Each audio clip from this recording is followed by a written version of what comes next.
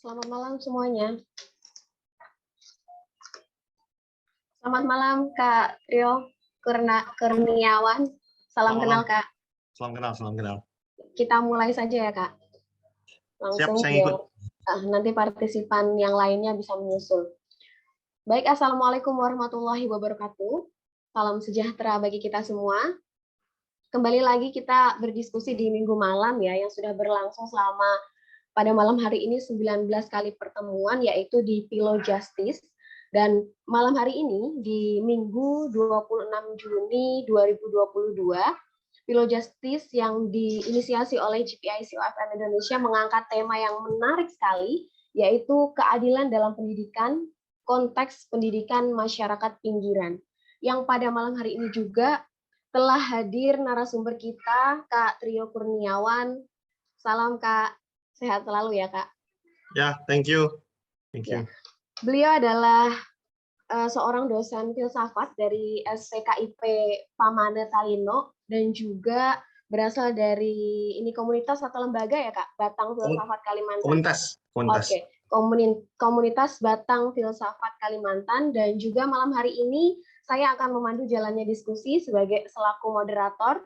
Saya Khairotunisa dari Lembaga Studi Agama dan Filsafat. Oke, baik. Sebelum kita memasuki diskusi pada malam hari ini, alangkah baiknya kita memahami bagaimana dan apa yang nantinya akan kita bahas ke depan selama 2 jam ke depan ya. Keadilan dalam pendidikan dalam konteks pendidikan masyarakat pinggiran.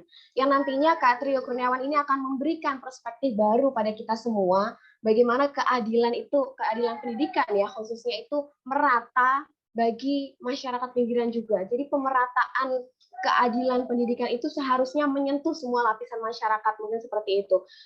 Mengambil dari apa yang sudah digagas oleh National Association of Public Administration bahwa keadilan sosial itu masuk di antara 4 pilar administrasi publik yang harus dipenuhi.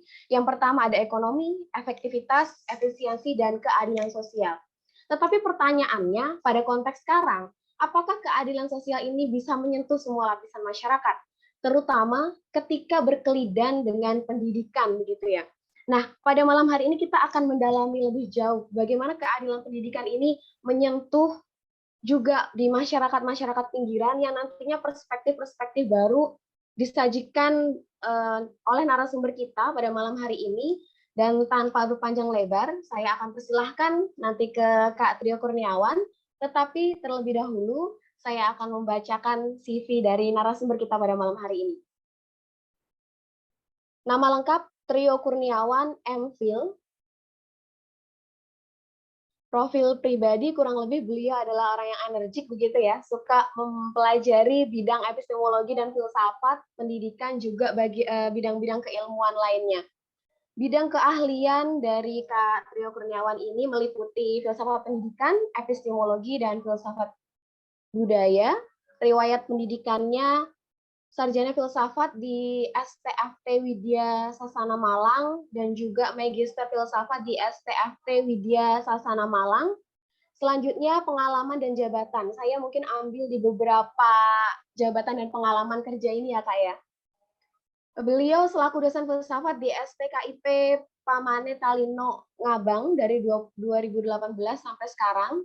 Juga selaku Sekjen STKIP Pamane Talino 2019 sampai 2020 dan juga Wakil Ketua 1 Bidang Akademik STKIP Pamane Talino 2020 sampai sekarang.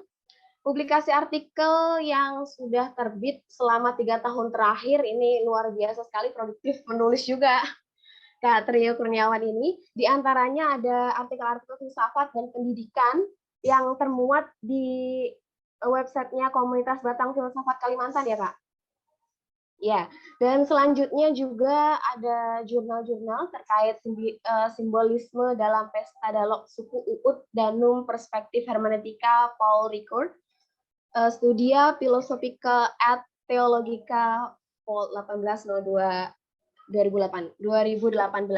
Dan lebih dalam lagi nanti partisipan Zoom pada malam hari ini bisa langsung menghubungi Kak Trio Kurniawan ketika ada pertanyaan atau mau mengenal lebih dalam narasumber kita pada malam hari ini.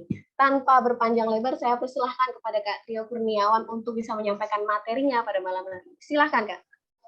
Thank you. Pertama-tama saya terima kasih untuk kesempatan yang diberikan. Kemudian yang kedua, saya sebenarnya tidak hendak menempatkan diri saya sebagai orang yang memberikan materi, mengajar, atau apapun itu, karena saya tahu di sini ada banyak senior saya, banyak juga orang tua yang juga dalam banyak kesempatan mendidik saya dan banyak orang muda lainnya. Saya lebih menempatkan diri saya sebagai orang yang ingin bercerita tentang apa yang saya lihat, saya lakukan, dan saya refleksikan selama ini, terutama tentang pendidikan. Saya punya concern yang cukup tinggi, walaupun sebenarnya masih sangat awal, masih sangat baru.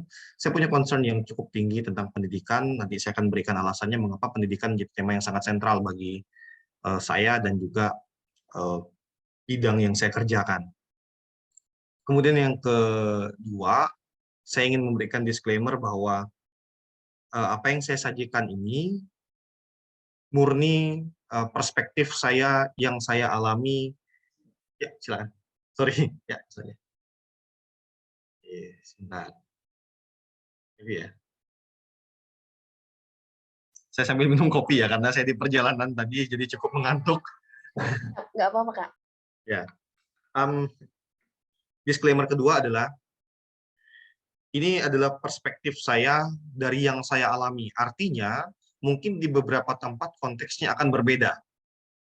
Saya hanya coba ingin membagikan refleksi tentang apa yang saya lihat dan saya alami dari perspektif saya, sehingga ini mungkin beberapa menjadi sangat subjektif, karena saya melihatnya dari kacamata perspektif yang saya alami.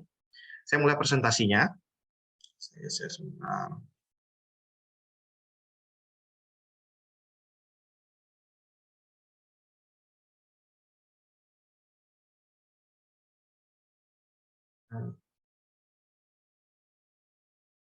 Teman-teman, saya akan berbicara tentang keadilan dalam pendidikan. Saya mengambil konteks pendidikan masyarakat pinggir, tetapi hari ini saya ingin bercerita tentang manusia Dayak. Saya mengambil tema ini karena memang saya berada di Kalimantan, saya menghabiskan waktu dan hidup saya di Kalimantan, dan saya ingin bercerita tentang bagaimana keadilan pendidikan dari perspektif atau kacamata manusia Dayak. Saya tidak mewakili seluruh orang Dayak, karena saya tidak dengan tujuan itu, tapi dari kacamata saya sebagai orang Dayak yang merefleksikan kehidupan saya di sini. Saya ingin bercerita tentang manusia Dayak lewat sudut pandang orang pinggir. Cukup jarang perspektif ini digunakan.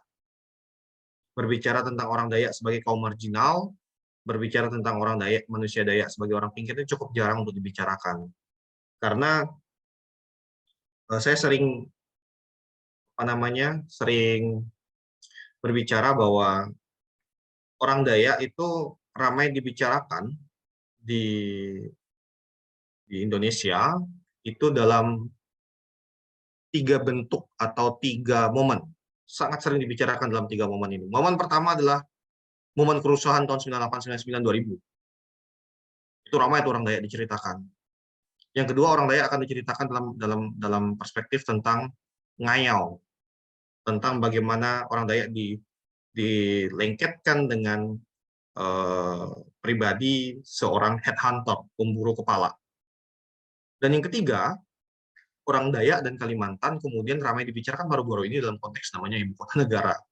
Jadi sebenarnya Kalimantan dan orang Dayak itu jarang dibicarakan dalam konteks nasional, sangat jarang dibicarakan. Bahkan kalau kita ngomong dari perspektif politik, orang Dayak itu hampir tidak pernah mendapat posisi eksekutif di kementerian, hampir tidak pernah, walaupun ada sebagai wakil menteri lingkungan hidup tahun lalu, tapi secara keseluruhan orang Dayak jarang dibicarakan. Dan saya nggak tahu apakah selain dari momen-momen tadi, Indonesia melihat atau tidak eksisnya manusia Dayak. Saya ingin berbicara tentang itu di kesempatan ini. Dan dari sekian banyak keterpinggirannya, saya ingin bercerita tentang orang Dayak dari sudut pandang pendidikan, karena saya tahunya itu. Saya bidangnya itu. Teman-teman, kita sama-sama tahu, Jokowi kemudian resmi memutuskan ibu kota negara pindah ke Kalimantan Timur. Ini sudah menjadi headline berita selama beberapa waktu belakangan, berita yang semua orang bicarakan, dan lain-lain. Nah, isu perpindahan ibu kota negara ke Kalimantan Timur ini, dan juga Kalimantan Utara karena berbatasan, itu membuat Kalimantan menjadi pembicaraan nasional dan dunia, tentunya ketika mereka berbicara tentang perpindahan ibu kota. Kalau ditanya kepada saya apakah saya setuju atau tidak, senang atau tidak, tentu melihat bahwa Kalimantan ini dibicarakan itu sangat senang dalam artian positif bahwa ibu kota negara pindah ke sini. Tapi saya segera melihat bahwa ada isu ini yang kemudian dalam seremonial banyak dilakukan oleh Presiden, kemudian membuat saya bertanya-tanya, siapkah manusia Kalimantan? Siapkah orang Dayak sebagai penduduk asli Kalimantan? Siapkah untuk ini semua? Untuk segala macam perubahannya, untuk segala macam hal-hal baru, untuk segala macam perjumpaan budaya, perjumpaan suku. Siap nggak? Ini pertanyaan saya ketika isu ini kemudian menjadi sebuah isu nasional. Salah satu dampak langsung dari pemindahan ibu kota negara adalah pertanyaan ataupun diskusi mengenai eksistensi manusia Dayak yang merupakan penduduk asli Pulau Kalimantan. Ragam pertanyaan ataupun liputan media terkait manusia Dayak kembali bermunculan di banyak tempat. Walaupun sudah sejak dulu hal ini terjadi. Cuman ketika kita melihat ke media sebagai jembatan untuk memperkenalkan manusia Dayak, berita di media itu terkait manusia Dayak itu ya nggak jauh-jauh dari yang namanya stigma. Makanya saya berbicara tentang stigma terhadap orang Dayak ini dalam satu forum di Atmajaya. Saya lupa, September 2021, berarti tahun lalu. Saya berbicara di Atmajaya dengan orang-orang muda mahasiswa di sana. Saya berbicara tentang stigma terhadap masyarakat Dayak. Stigma masyarakat terhadap orang Dayak. Karena memang isu tentang ibu kota negara ini berdampak banyak hal, termasuk mengemukanya tampilan-tampilan atau tanggapan orang tentang manusia Dayak ke media nasional. Banyak stigma, nanti akan saya ceritakan. Tapi saya tidak akan ceritakan di sini dalam artian lebih luas, tapi saya pernah berbicara tentang ini juga tahun lalu di Atmajaya. Saya membuka dengan pertanyaan masyarakat pinggir itu siapa? Saya berbicara tentang keadilan pendidikan dari perspektif manusia pinggir, masyarakat pinggir. Masyarakat pinggir itu siapa? Mari kita lihat. Masyarakat pinggir atau biasa disebut dengan kaum marginal bukan merupakan kelompok masyarakat yang terpisah dari sebuah komunitas sosial yang lebih besar. Artinya, yang disebut dengan kaum marginal atau masyarakat pinggir itu bukan orang yang kelompok terpisah, tinggal kelompok-kelompok tertentu. Enggak. Janice Perlman, dia mengatakan bahwa kaum marginal itu adalah kaum yang bergabung dengan kelompok masyarakat lainnya, satu komunitas besar. Masyarakat pinggir itu mereka yang sebenarnya terintegrasi dalam komunitas sosial, namun terikat secara kokoh pada sebuah sistem sosial tidak setara. Jadi mereka bergabung dalam sebuah komunitas sosial, kelompok masyarakat, tetapi tidak berada dalam level yang setara. Kaum marginal pada umumnya dipahami seringkali orang lihat sebagai kelompok yang terpisah. Enggak. Kaum marginal itu gabungan sebuah komunitas masyarakat, tetapi dia berada dalam struktur yang tidak setara. Di dalam sebuah komunitas sosial, kaum marginal itu memberikan segala macam usahanya, tenaga, energi, loyalitas, harapan, cita-cita mereka. Namun, dari segala hal yang diberikan itu, mereka hanya nyaris tidak mendapatkan keuntungan dari segenap daya yang mereka berikan. Nggak sepadan. Sekali lagi, kaum marginal secara sederhana, dia merupakan gabungan dalam satu komunitas, tetapi kemudian mereka masuk dalam sebuah sistem sosial tidak setara, di mana mereka dituntut untuk berbuat lebih, tapi tidak mendapatkan lebih sesuai dengan apa yang mereka lakukan. Bond University menjelaskan bahwa situasi keterpinggiran kaum marginal itu ibarat benang kusut yang sudah sekian lama terjadi. Kayak benang kusut, jadi kalau kita salah ngambil benang, itu rusak sudah. Banyak orang mencoba menyelesaikan persoalan keterpinggiran manusia dalam sebuah komunitas masyarakat, kelompok sosial, tetapi seringkali kebijakannya keliru sehingga itu membuat benang yang sudah kusut menjadi tidak bisa teruraikan. Saya memoderatori di Philo Justice ini untuk satu sesi tentang Papua pada saat itu.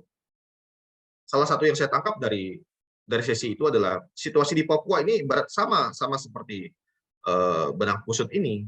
Entah teman-teman yang termarginalisasi di Papua, Kalimantan, Sumatera, Jawa, dan lain-lain, Sulawesi, dan lain-lain, bagi saya, ketika pemerintah yang memiliki hak khusus untuk menyelesaikan persoalan-persoalan kaum pinggiran ini salah mengambil benang, maka yang terjadi adalah kekecauan. Apalagi kemudian ketika benang yang coba diambil ini pengambilan benang kusut ini dilakukan dalam kacamata yang namanya selebrasi, dalam kacamata yang namanya panggung depan dari sebuah dramaturgi kehidupan, istilahnya kayak gitu. Ketika salah mengambil hal seperti ini, yang terjadi adalah kekacauan. Kaum marginal ini sejatinya berada di pinggiran kuasa politik. Mereka di pinggiran kuasa politik, sosial, budaya, hukum, ekonomi, dan lainnya, pendidikan, tanpa ada kesempatan dan kekuatan untuk mengakses sumber kekuasaan tersebut. Kaum marginal itu adalah orang yang berada dalam satu komunitas tapi tidak punya akses pada kekuasaan. Mereka hanya adalah orang yang terdampak dari keputusan-keputusan yang dibuat oleh penguasa. Nah, sebelum saya menjelaskan pertanyaan apakah orang Dayak adalah kaum marginal atau tidak, mari kita lihat siapa manusia Dayak, siapa orang Dayak. Ini yang saya sharekan di webinarnya Atmajaya tahun lalu itu yang saya ceritakan tadi. Mari kita melihat sebentar, orang Dayak itu siapa? Siapakah manusia Dayak? Pertanyaan ini sangat penting untuk diajukan sebelum kita masuk persoalan terkait dengan stigma terhadap manusia Dayak, seperti yang saya katakan di awal pengantar tadi. Namun sebelum melihat itu, mari kita melihat penyebutan Pulau Kalimantan sebagai tempat tinggal manusia Dayak. Ragam dan sejarah penamaan Pulau Kalimantan ini sangat menarik untuk diulik, untuk dilihat. Karena akan menggambarkan perkembangan stigma dan stereotip terhadap manusia Dayak. Sebentar, saya matikan WhatsApp web saya supaya tidak mengganggu. Sebentar ya.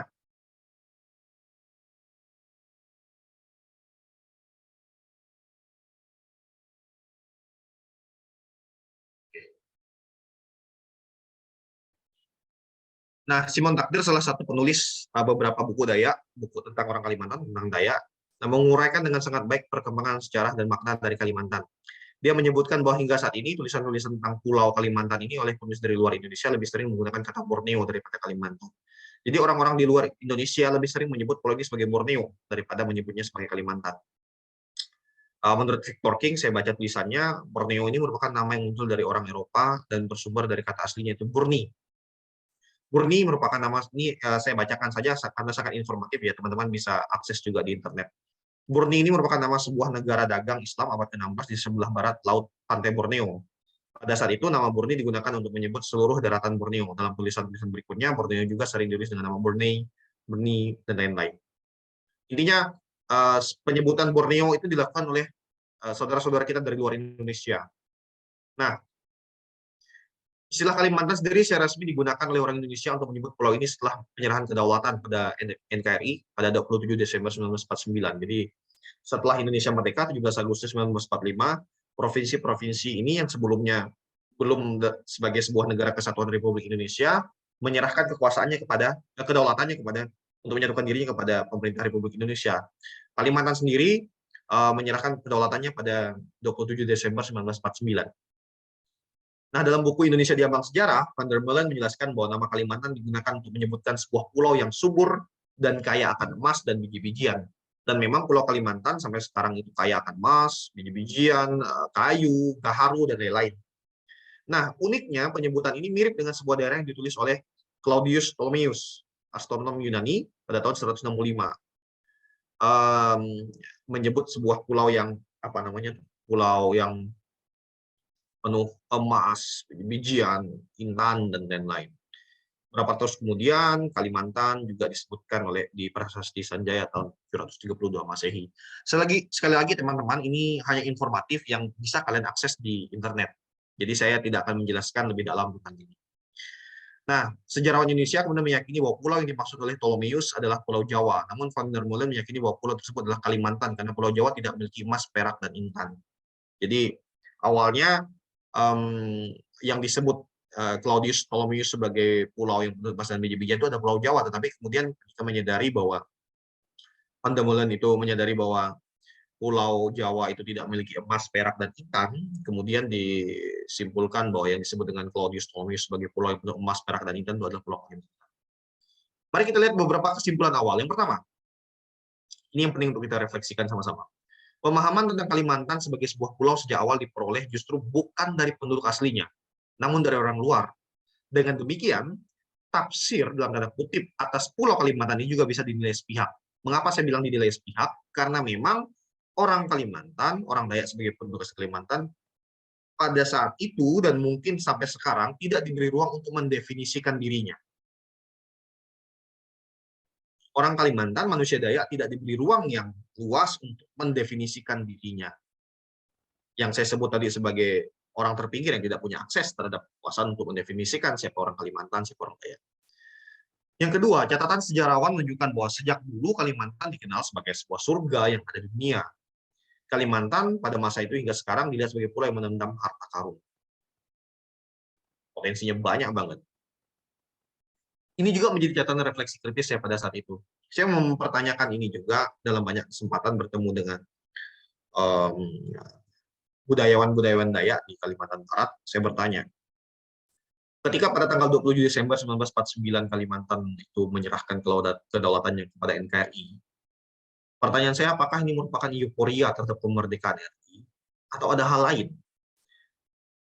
Mengapa saya bertanya seperti itu? Karena memang bagi saya, Kalimantan yang diisi oleh ratusan suku, banyak sekali suku Dayak pecahan-pecahannya itu, saya berpikir pada saat itu, di mana suku-suku ini independen dengan setia pada kepala sukunya masing-masing, pemimpin adatnya masing-masing, bagaimana mungkin suku-suku ini yang tersebar di seluruh Pulau Kalimantan menyatukan pendapatnya, menyatukan gagasan dan menyerahkan kedaulatannya kepada NKRI. Itu pertanyaan saya pada saat itu. Makanya saya bertanya, penyerahan kedaulatan Kalimantan pada saat itu apakah murni politis atau memang sebuah kesatuan suara untuk Kalimantan? Atau keterwakilan pada tokoh tertentu? Itu menjadi pertanyaan saya pada saat itu. Mengapa saya bertanya? Karena memang masih perlu digali lagi catatan sejarah di mana suku-suku Dayak menyetujui hal tersebut. Catatan ini sangat penting untuk menjelaskan fenomena manusia Dayak hari ini ketika berhadapan dengan nasionalisme ataupun pemerintahan. Mengapa saya bilang penting?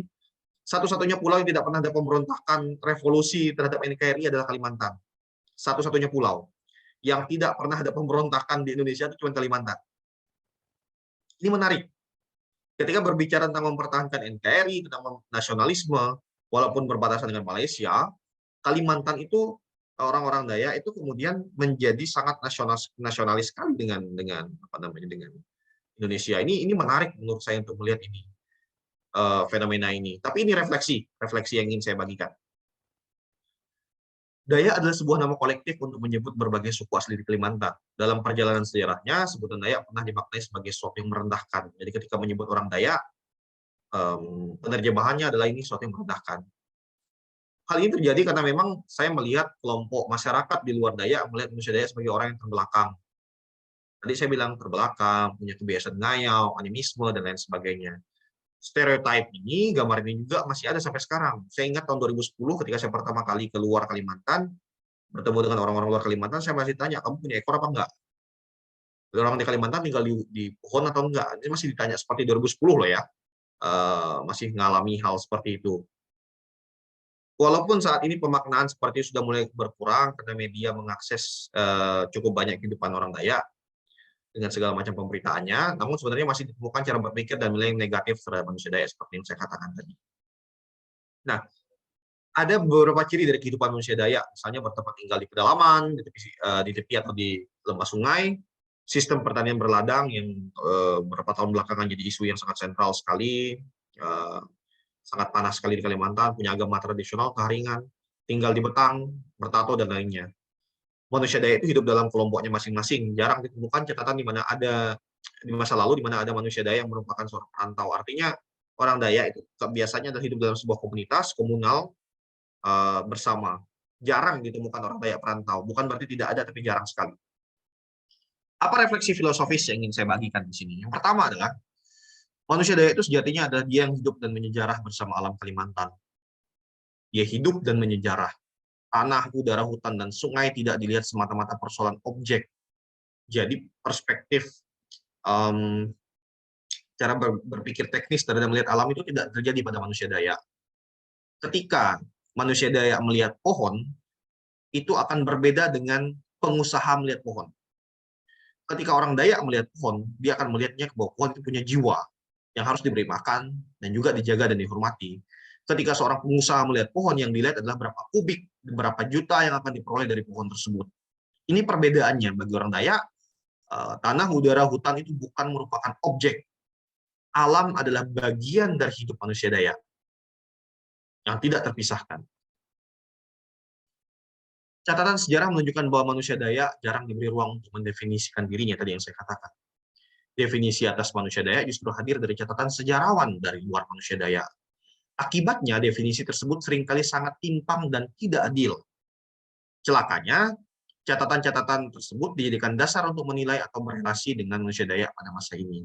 Saya tidak menyalahkan dalam artian para sejarawan atau orang-orang yang mencoba menafsirkan manusia Dayak, karena memang ini kasus yang ingin saya katakan. Pendidikan bagi manusia Dayak itu, menurut saya, nanti saya akan jelaskan alasannya, belum sampai menjadi hal yang sangat dicintai, diikuti, dan diajarkan. Pendidikan itu bukan menjadi fondasi. Pendidikan dalam artian kesempatan belajar, sekolah, dan lain-lain. Saya tahu bahwa anak-anak Dayak, manusia Dayak dididik oleh orang tuanya di kampung, di rumahnya masing-masing, di Lamin, di Betang, dan lain-lain. Tetapi pendidikan formal yang merupakan akses terhadap pengetahuan baru di luar komunitas Dayak itu jarang diberikan secara merata terhadap orang Dayak. Akibatnya, orang Dayak tidak punya kemampuan, tidak punya kapasitas, dan tidak punya keahlian pada masa lalu, dan mungkin sedikit sampai hari ini, tidak punya kapasitas untuk menuliskan dan mendeskripsikan, mendefinisikan siapa dirinya lewat tulisan-tulisan yang tepat dan bisa diakses oleh banyak orang. Saya tidak mengatakan bahwa tidak ada, tetapi sekarang sudah mulai bermunculan orang-orang Dayak, ilmuwan-ilmuwan Dayak yang mencoba menjelaskan siapa dirinya. Manusia Dayak adalah dia yang egaliter dan hidup dalam sistem berpikir yang sangat mendalam dan kompleks. Orang Dayak itu egaliter dalam artian bahwa tinggal di Betang itu membuat orang bisa duduk bareng. Mau kamu kepala suku pun ataupun anggota, kamu bisa duduk bareng, berbicara sama-sama. Jadi egaliter banget. Tidak ditemukan struktur sosial yang sangat bertingkat dan kompleks di kelompok manusia Dayak, karena memang hidup bersama, sejajar, setara. Nah, manusia Dayak tidak melihat alam sebagaimana adanya. Alam memiliki jiwa roh, ini sudah saya jelaskan tadi. Secara filosofis, sistem berpikir manusia Dayak yang seperti ini tentu tidak sama dengan cara berpikir manusia modern yang sangat teknis materialis. Sistem berpikir seperti ini pula yang menyebabkan penilaian terhadap manusia Dayak menjadi sangat sepihak dan cenderung merendahkan. Cenderung merendahkan, saya katakan. Kelompok manusia modern tidak memahami cara pikir manusia Dayak, akan menganggap manusia Dayak terbelakang dan tidak mau berkembang. Karena apa? Melihat orang Dayak, oh tinggal di hutan, makan, kalian lihat gambar ini, makan bersama-sama di pinggir sungai, dan sampai sekarang masih terjadi. Berlangsung seperti ini. Dan orang melihatnya sebagai terbelakang. Orang-orang luar melihatnya sebagai terbelakang, tetapi bagi kami, bagi saya dan manusia Dayak, cara hidup seperti inilah cara hidup yang menyejarah dan bersama-sama dengan alam. Kalau justru sebaliknya, manusia Dayak mengajarkan sebuah sistem berpikir untuk di mana manusia dan alam saling melengkapi. Manusia Dayak tidak akan mengeksploitasi dirinya sendiri. Kenapa? Alam adalah dirinya. Dia nggak mungkin mengeksploitasi dirinya. Kelompok manusia modern tampaknya kurang mampu memahami sistem berpikir jenius semacam ini. Saya katakan jenius. Kesatuan antara manusia dengan alam ini bagi saya sangat, bahasa saya mungkin berlebihan, tapi ini ciri khas pemikiran yang mungkin lebih transendental bagi saya, melihat realitas, tidak melihatnya sebagai konteks material dan lain-lain. Pertanyaan saya, manusia Dayak adalah kaum pinggiran? Stigma manusia Dayak itu ada banyak. Orang Dayak sedang mabuk-mabukan, manusia Dayak adalah perusak hutan, wanita Dayak memiliki ilmu magis, orang Dayak barbar, pengayau, wanita Dayak cantik, objektifikasi terhadap tubuh, dan lain-lainnya. Ini stigma-stigma yang diberikan. Stigma adalah produk dari narasi jahat atas ketidakmampuan manusia dalam membaca realitas dengan lebih baik. Saya ulangi lagi. Stigma itu adalah produk dari narasi jahat. Saya langsung tekankan definisi ini. Stigma adalah produk dari narasi jahat atas ketidakmampuan manusia dalam membaca realitas dengan lebih baik. Karena kamu tidak mampu membaca realitas dengan lebih baik, kamu memberikan stigma terhadap realitas tersebut.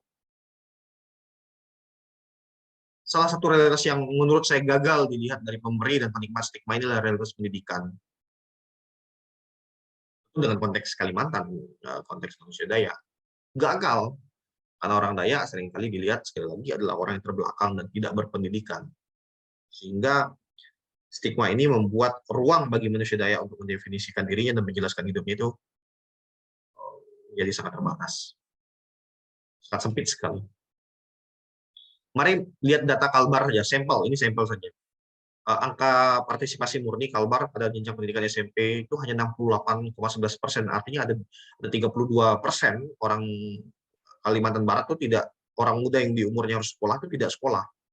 Itu SMP, SMA 51,77%, artinya ada 48% orang muda di usia sekolah itu tidak sekolah di Kalimantan. Tinggi sekali. IPM, indeks pengembangan manusia, Kalbar itu urutan 30 nasional dan terendah Kalimantan dengan poin 67,90. Ini gambaran betapa pendidikan itu menjadi masalah serius di Kalimantan Barat. Saya ambil sampel Kalimantan Barat. Kalau di Kalimantan sama saja. Ini masalah serius. Inilah yang saya lihat bahwa ada ketidakadilan di sini.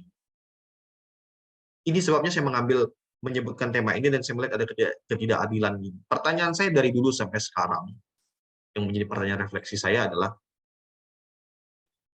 kurangnya akses pendidikan bagi orang Kalimantan, manusia Dayak itu, apakah karena negara tidak mampu menyediakan fasilitas pendidikan, atau manusia Dayak sengaja dibiarkan bodoh, sehingga mudah untuk dibodoh-bodohi? Ini pertanyaan refleksi saya. Memang kurang akses terhadap, memang negara tidak mampu menyediakan fasilitas pendidikan, atau sengaja dibiarkan untuk tidak berpendidikan? Karena kedua pertanyaan ini punya dampak yang sama-sama serius. Data menunjukkan keterbatasan memang dalam aspek pendidikan. Pertanyaan saya ini karena memang negara tidak hadir untuk mengembangkan pendidikan, atau sengaja membiarkan orang Kalimantan itu tidak berpendidikan. Karena apa? Ketika kita berbicara tentang orang Kalimantan, orang manusia Dayak tidak berpendidikan, itu yang menyebabkan orang Dayak itu kemudian dari hari ke hari kami tidak hidup menuju ke arah kota, kami hidup menuju ke arah hutan.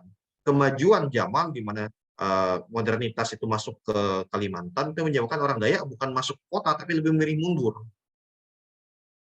mundur, karena memang ya dari dulu sampai sekarang pendidikan itu menurut saya sangat minim banget, sangat terbatas banget, sehingga kami orang-orang Dayak tuh jarang untuk mendapat kesempatan belajar yang tinggi, jarang banget. Itu pertanyaan refleksi saya. Tentu ada banyak faktor yang menjadikan dasar semua ini. Saya tidak hendak mengatakan bahwa si A salah atau si B salah, saya tidak mengatakan itu. Saya hendak mengajak kita semua melihat realitas ini. Jadi tujuan saya berbicara malam hari ini adalah bukan ingin menyalahkan, tetapi ingin mengajak kita semua melihat realitas ini dan secara jujur membuka mata dan hati untuk melihat usaha orang pinggiran dalam menjelaskan, menentukan, dan mengembangkan hidupnya. Teman-teman, refleksi saya tentang pendidikan bagi kaum pinggiran ini bisa teman-teman pakai di konteksnya teman-teman semua. Bisa, karena kaum marginal itu ada di mana-mana.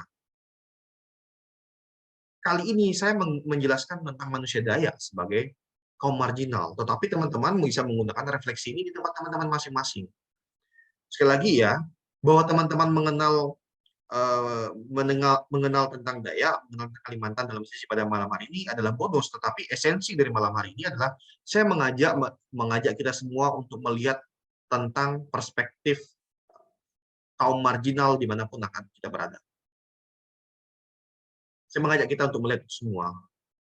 Dan kemudian dalam pekerjaan kita masing-masing, dalam tugas kita masing-masing, kita memberikan kesempatan bagi kaum marginal untuk menjelaskan, menentukan, dan mengembangkan hidupnya. Ya, manusia Dayak adalah kaum pinggiran. Manusia Dayak adalah kaum pinggiran dalam refleksi saya. Dalam perspektif ibu kota negara dan pendidikan, saya melihat situasi yang mengerikan ke depannya. Bahkan sebelum IKN pun, situasi pendidikan di Kalimantan sudah mengerikan. Mengapa saya bilang mengerikan? Tadi saya katakan, manusia daya itu pendidikannya terbatas, kalaupun orang sebut dengan terbelakang, tetapi tiba-tiba ibu kota negara pindah ke sini dan segala macam kemajuan dunia, kemajuan negara ini dilempar ke Kalimantan. Pertanyaan saya dan yang membuat saya mengeri adalah, siapkah kami untuk ini semua? Siapkah orang Kalimantan untuk ini semua? Ketika ibu kota negara masuk ke Kalimantan, siapkah untuk ini semua? Apakah orang Dayak menjadi bagian dari negara untuk memajukan pulau ini bersama ibu kota negaranya, atau sebagaimana yang sudah terjadi sebelumnya, orang Dayak akan semakin masuk ke hutan dan meminggirkan dirinya karena tidak siap dengan segala macam perubahan ini. Ini yang saya sebut dengan situasi yang mengerikan. Pertanyaan siap dan tidak siap ini membuat saya kemudian melihat bahwa ketidakadilan yang terjadi dari dulu sampai sekarang inilah yang membuat saya bertanya-tanya tentang ini semua. Tadi saya bilang, saya akan menjelaskan mengapa pendidikan menjadi concern saya. Bagi saya, pendidikan itu adalah kunci bagi manusia untuk masuk dalam akses kekuasaan yang menentukan situasi politik, sosial, budaya, dan ekonomi manusia. Pendidikan itu kunci untuk masuk dalam akses kekuasaan. Orang yang tidak terdidik, orang yang tidak mendidik dirinya, tidak akan bisa masuk dalam akses kekuasaan. Celakanya, dengan penempatan ibu kota negara Kalimantan, orang Dayak, orang Kalimantan harus mampu untuk menjadi bagian dari pembuat keputusan tentang pulau ini, tentang kehidupannya, tentang perkembangan hidupnya. Pertanyaannya, apa siap? Apa bisa? 1, 2, 3, 4, 5 orang mungkin bisa, tetapi apakah manusia Dayak secara keseluruhan bisa memiliki akses terhadap pembuatan kebijakan, pembuatan keputusan? Manusia yang tidak terdidik akan kesulitan untuk mengakses wilayah tersebut, karena ia hidup dalam sistem kemasyarakatan yang kompleks. Sulit. Manusia Dayak mungkin diajak untuk berdiskusi, untuk ditanya pendapat. Dalam bentuk seremoni mungkin, hanya formalitas mungkin, tetapi apakah kemudian pendapat yang dijadikan sebagai ruang untuk penentuan kebijakan atas hidupnya? Belum tentu. Ini yang mengerikan bagi saya. Sekali lagi, bagi saya manusia Dayak adalah kaum pinggiran, karena dalam konteks NKRI, ketidakadilan terjadi secara menahun dan dianggap banal. Ketidakadilan di Kalimantan pun dianggap hal biasa. Sekolah buruk tuh ya biasa aja, dari dulu kayak gitu. Jalan rusak di kampung-kampung tuh biasa aja, dari dulu kayak gitu. Internet nggak ada di Kalimantan tuh biasa aja, dari dulu kayak gitu. Banal banget jadinya. Saya menggunakan apa namanya? Menggunakan istilahnya Hannah Arendt dalam konteks ini. Ketidakadilan itu banal di Kalimantan. Nggak ada lagi yang ribut ketika melihat sekolah-sekolah kualitasnya buruk. Nggak ada. Orang biasa aja. Ini mengerikan bagi saya. Dan bertahun-tahun, marginalisasi terhadap orang Kalimantan, orang Dayak, terjadi bertahun-tahun dan dianggap banal. Dan jarang ada orang yang mempertanyakan ini. Jarang ada orang yang merefleksikan ini dan mengkritisi ini. Mari kita melihat ketidakadilan pendidikan kaum pinggiran. Ada banyak definisi tentang keadilan yang diberi oleh para filsuf. Saya tidak hafal semuanya. Banyak, kalian bisa cari di buku-buku, di jurnal. Apa definisi keadilan, bla bla bla. Saya tidak hafal itu semua. Saya akan melihat persoalan keadilan dari pintu sederhana. Deklarasi Universal Hak Asasi Manusia 1948, pasal 22 tentang pendidikan. Bunyinya apa? Setiap orang berhak memperoleh pendidikan. Titik. Setiap orang berhak memperoleh pendidikan. Pendidikan harus dengan cuma-cuma, setidaknya untuk tingkat sekolah rendah dan pendidikan dasar. Pendidikan rendah harus diwajibkan, pendidikan tinggi harus dapat dimasuki dengan cara yang sama oleh semua orang berdasarkan kepantasan. Dengan logika ini, harusnya semua manusia Dayak adalah orang yang dapat kesempatan untuk sekolah. Fasilitas yang sama. Harusnya. Yang pantas. pendidikan harus ditujukan ke arah perkembangan pribadi yang seluas-luasnya, serta untuk mempertebal penghargaan terhadap hak asasi manusia dan kebebasan dasar, bla bla bla di bawahnya. Artinya, sistem pendidikan yang dibangun harus benar-benar membuka ruang untuk perkembangan pribadi yang seluas-luasnya. Apa terjemahan konkretnya? Terjemahan konkretnya artinya sistem cara pikir orang di pusat tidak serta-merta bisa dipukul rata terhadap orang Kalimantan yang konteks kehidupannya berbeda. Sistem pendidikan nasional bagi saya kemudian harus mampu menghargai kekhasan lokal, bukan pukul rata. Ada banyak usaha dari para menteri untuk memfasilitasi ini, tetapi tetap di lapangan kemudian konteks lokal kurang mendapat tempat dalam kurikulum pendidikan kita, konteks lokal. Ini menjadi masalah serius bagi saya. Ketika orang Dayak diajarkan tentang kereta api, ini analogi yang sering dipakai, tetapi tanpa pernah melihat kereta api. Saya tahu bahwa informasi tentang kereta api penting bagi orang Dayak, tetapi jangan sampai persoalan tentang kereta api ini menentukan lulus atau tidaknya, berhasil atau tidaknya manusia Dayak. Jadi ada dua hal yang berbeda. Memperkenalkan teknologi penting, tetapi bukan berarti menjadikan teknologi yang tidak dikenal, padahal di Kalimantan ada banyak teknologi yang lebih keren lainnya, itu kemudian menjadi standar untuk meluluskan atau menggagalkan orang Dayak. Konteks lokal. Saya ingin mengajak kita membedah ketidakadilan pada manusia Dayak. Pertama, sudah sejak lama Kalimantan bukanlah menjadi prioritas pembangunan dan kebijakan sosial, politik, hukum, ekonomi, pendidikan. Sudah sejak lama. Dan tadi saya sebut banal. Mungkin teman-teman bertanya juga di sini, mengapa Trio berbicara tentang Kalimantan? Ya karena bagi saya sudah lama ini tidak dibicarakan. Bukan merupakan prioritas pembangunan, baru menjadi prioritas setelah isu ibu kota negara. Yang kedua, infrastruktur pendidikan di pedalaman Kalimantan sangat mengerikan. Saya tidak bicara tentang infrastruktur pengembangan, saya bicara tentang infrastruktur dasar, jalan dan gedung sekolah.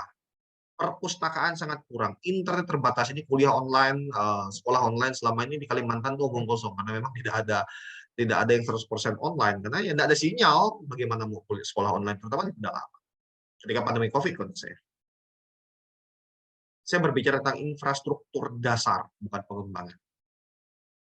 Sumber daya manusia guru juga masih apa adanya. Jika merujuk pada teori hierarki kebutuhannya Abraham Maslow, mayoritas guru masih berkutat pada persoalan fisiologis dan rasa aman. Nanti teman-teman searching sendirilah di informasi tentang struktur ini. Kebanyakan.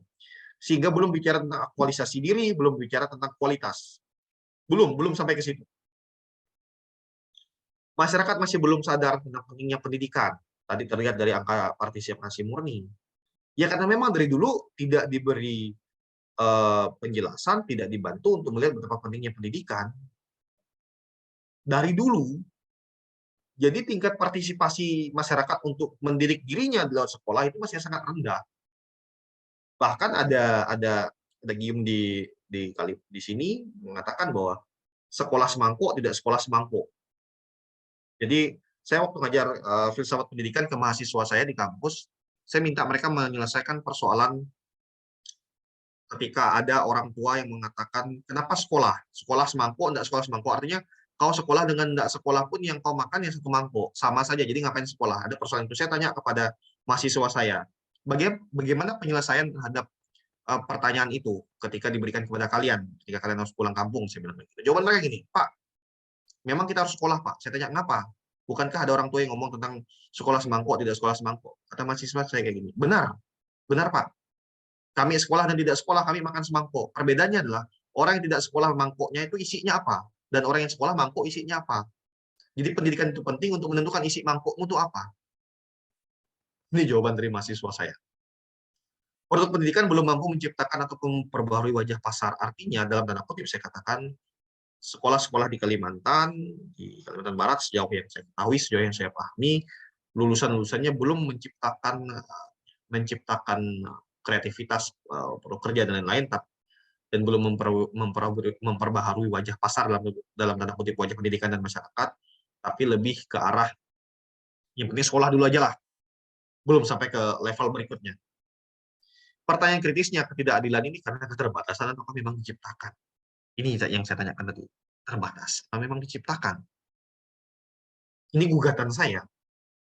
Gugatan bukan untuk negara, tapi untuk diri saya sendiri juga, untuk mahasiswa saya, untuk teman-teman yang kerja berjuang bersama-sama di sini. Ini karena keterbatasan atau memang diciptakan? Manusia Dayak bekerja setiap hari di tanah, air, dan hutan Kalimantan. Namun demikian, keterbatasan kualitas dan kuantitas pendidikan membuat manusia Dayak tidak mudah untuk mengakses hingga menentukan kebijakan negara bagi komunitasnya. Inilah keterpinggiran manusia Dayak yang saya refleksikan, yang saya pahami. Pendidikan itu bagi semua dan mengubah semua. Ya bagi semua dan mengubah semua memang. Ketika semua orang terdidik, wajahnya akan berubah. Pendidikan yang berkualitas itu harusnya menjadi wajah semua manusia. Untuk mengubah wajah pendidikan manusia Dayak, ini refleksi saya menuju akhir dari presentasi saya. Untuk mengubah wajah pendidikan manusia Dayak, kebijakannya tidak lagi muncul dari pola top down dari negara kepada masyarakat. Pendidikan yang baik bagi manusia Dayak harus lahir dari dialektika kaum pinggiran. Mengapa? Karena memang saya dan teman-teman semuanya yang hidup dalam kelompok marginal ini, kita mengetahui situasinya dan dialektikanya harusnya lahir dari kita. Diskursus tentang keterpinggiran ini bukan lahir dari negara, tetapi justru harusnya lahir dari kita yang terpinggir. Ini pemahaman saya. Sekolah-sekolah dan kampus bisa menjadi pintu pertama transformasi hidup manusia Dayak. Artinya, sekolah-sekolah di Kalimantan, sekolah-sekolah kampus-kampus di Kalimantan, itu bisa menjadi pintu pertama transformasi hidup manusia Dayak. Karena mayoritas orang muda Dayak itu hidup di sekolah sekarang.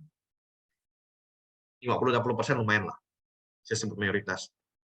Artinya, kalau pendidikan yang berkualitas, wajah Kalimantan akan berkualitas, logika dasar. Untuk membangun kualitas pendidikan bagi manusia Dayak, nalar kritis, kontekstual, dan progresif bisa menjadi fondasi bagi proses ini.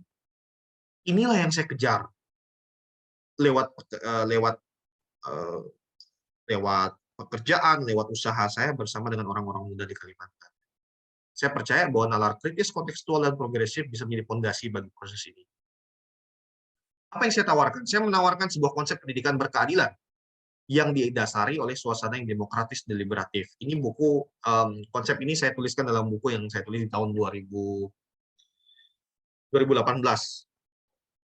Konsep pendidikan yang kemudian saya tulis dalam beberapa artikel jurnal saya juga. Saya menawarkan sebuah konsep pendidikan demokratis deliberatif. Apa itu? Nah, ini teman-teman, saya gelisah. Bagaimana caranya orang Dayak, manusia Dayak itu, dan juga banyak orang itu bisa bereksistensi, bisa bersama orang lain tanpa meninggalkan esensinya. Apa yang hakiki dari kehadiran manusia itu refleksi saya. Ketika semua eksistensinya dilucuti, siapa manusia? Apa yang hakiki dari kehadiran manusia itu pertanyaan saya. Bagi saya, yang hakiki kemudian setelah saya temukan dan pelajari dalam banyak filsuf modern ini, yang hakiki dari kehadiran manusia kemudian adalah bahasa. Saya membaca Socrates, Plato, Aristoteles, baca Martin Heidegger, Michael Polanyi, Jürgen Habermas, Paulo Freire, Paul Ricoeur, Matt Douglas, dan macam banyak lain. Saya sepakat bahwa semua argumen mereka banyak berbicara tentang manusia yang berbahasa. Mengapa Jürgen Habermas?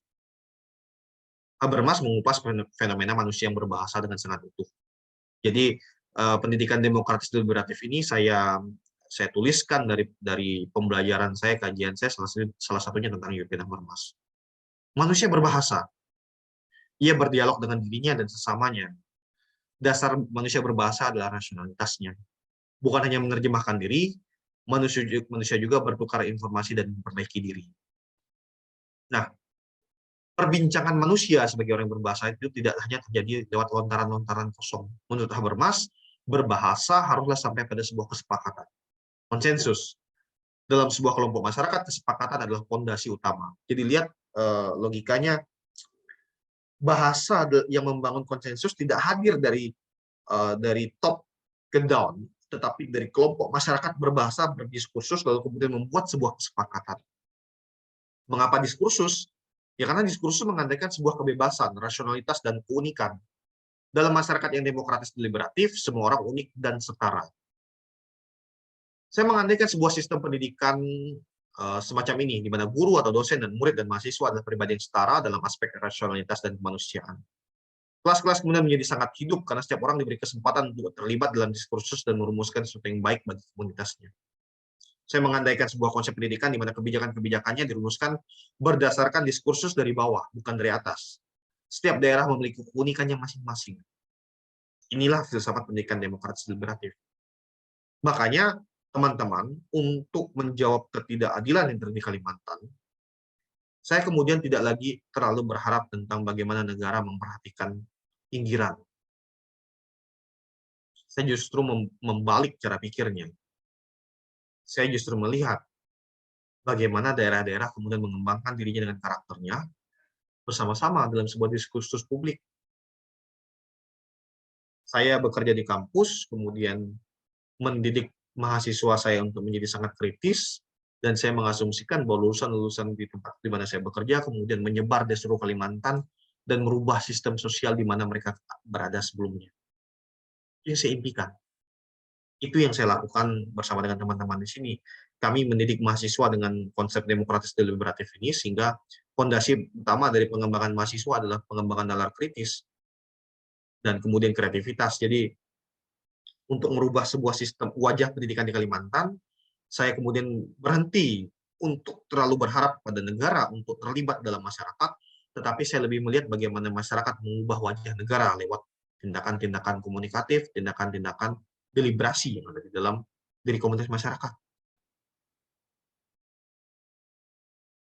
Mulai dari diri sendiri, non-feudalistic minded, artinya bagi saya mengajarkan mahasiswa saya ke sekolah-sekolah di mana saya juga berbagi, sharing dan lain-lain, bahwa stop berpikiran feodal, di mana kita percaya bahwa kita adalah manusia dalam sistem yang sangat bertingkat, kita bawahan, ada atasan dan lain-lain. Bagi saya, berhenti berpikir feodal seperti itu dan mulai berpikiran merdeka, berpikiran bebas. Mulai dari dirimu. Dan saya ajarkan ke manusia-manusia Dayak, orang-orang Dayak yang ada kuliah di kampus dan sekolah-sekolah di sini. Buka ruang diskusi dan pertanyaan. Jadi ruang-ruang kelas adalah ruang-ruang diskusi dan pertanyaan. Belajar dari masyarakat. Kami lebih memilih untuk banyak membiarkan mahasiswa keluar daripada dalam kampus. Belajar dari masyarakat. Dengarkan masyarakat dan dengarkan realitas sosial. Jangan batasi pada silabus, karena pengalaman keseharian manusia mahasiswa itu menjadi sangat kaya menurut saya. Setiap ada kesepakatan dan diperbaharui jika kemudian komunitas memerlukan, ini cara latihan-latihan yang bisa dilakukan untuk itu. Dan pendidikan kemudian menjadi sesuatu yang sangat menyenangkan. Apa refleksinya? Ini refleksi akhir saya, teman-teman. Keadilan pendidikan bagi kaum terpinggir tidak akan pernah terjadi jika manusia pinggiran hanya duduk dan menunggu penguasa membuka ruang bagi keadilan tersebut. Nggak akan bisa kalau kita hanya menunggu. Manusia Dayak dan teman-teman dalam konteksnya teman-teman masing-masing di daerah dan komunitas teman-teman masing-masing, nggak akan ada perubahan kalau kita cuma nunggu penguasa untuk berubah itu.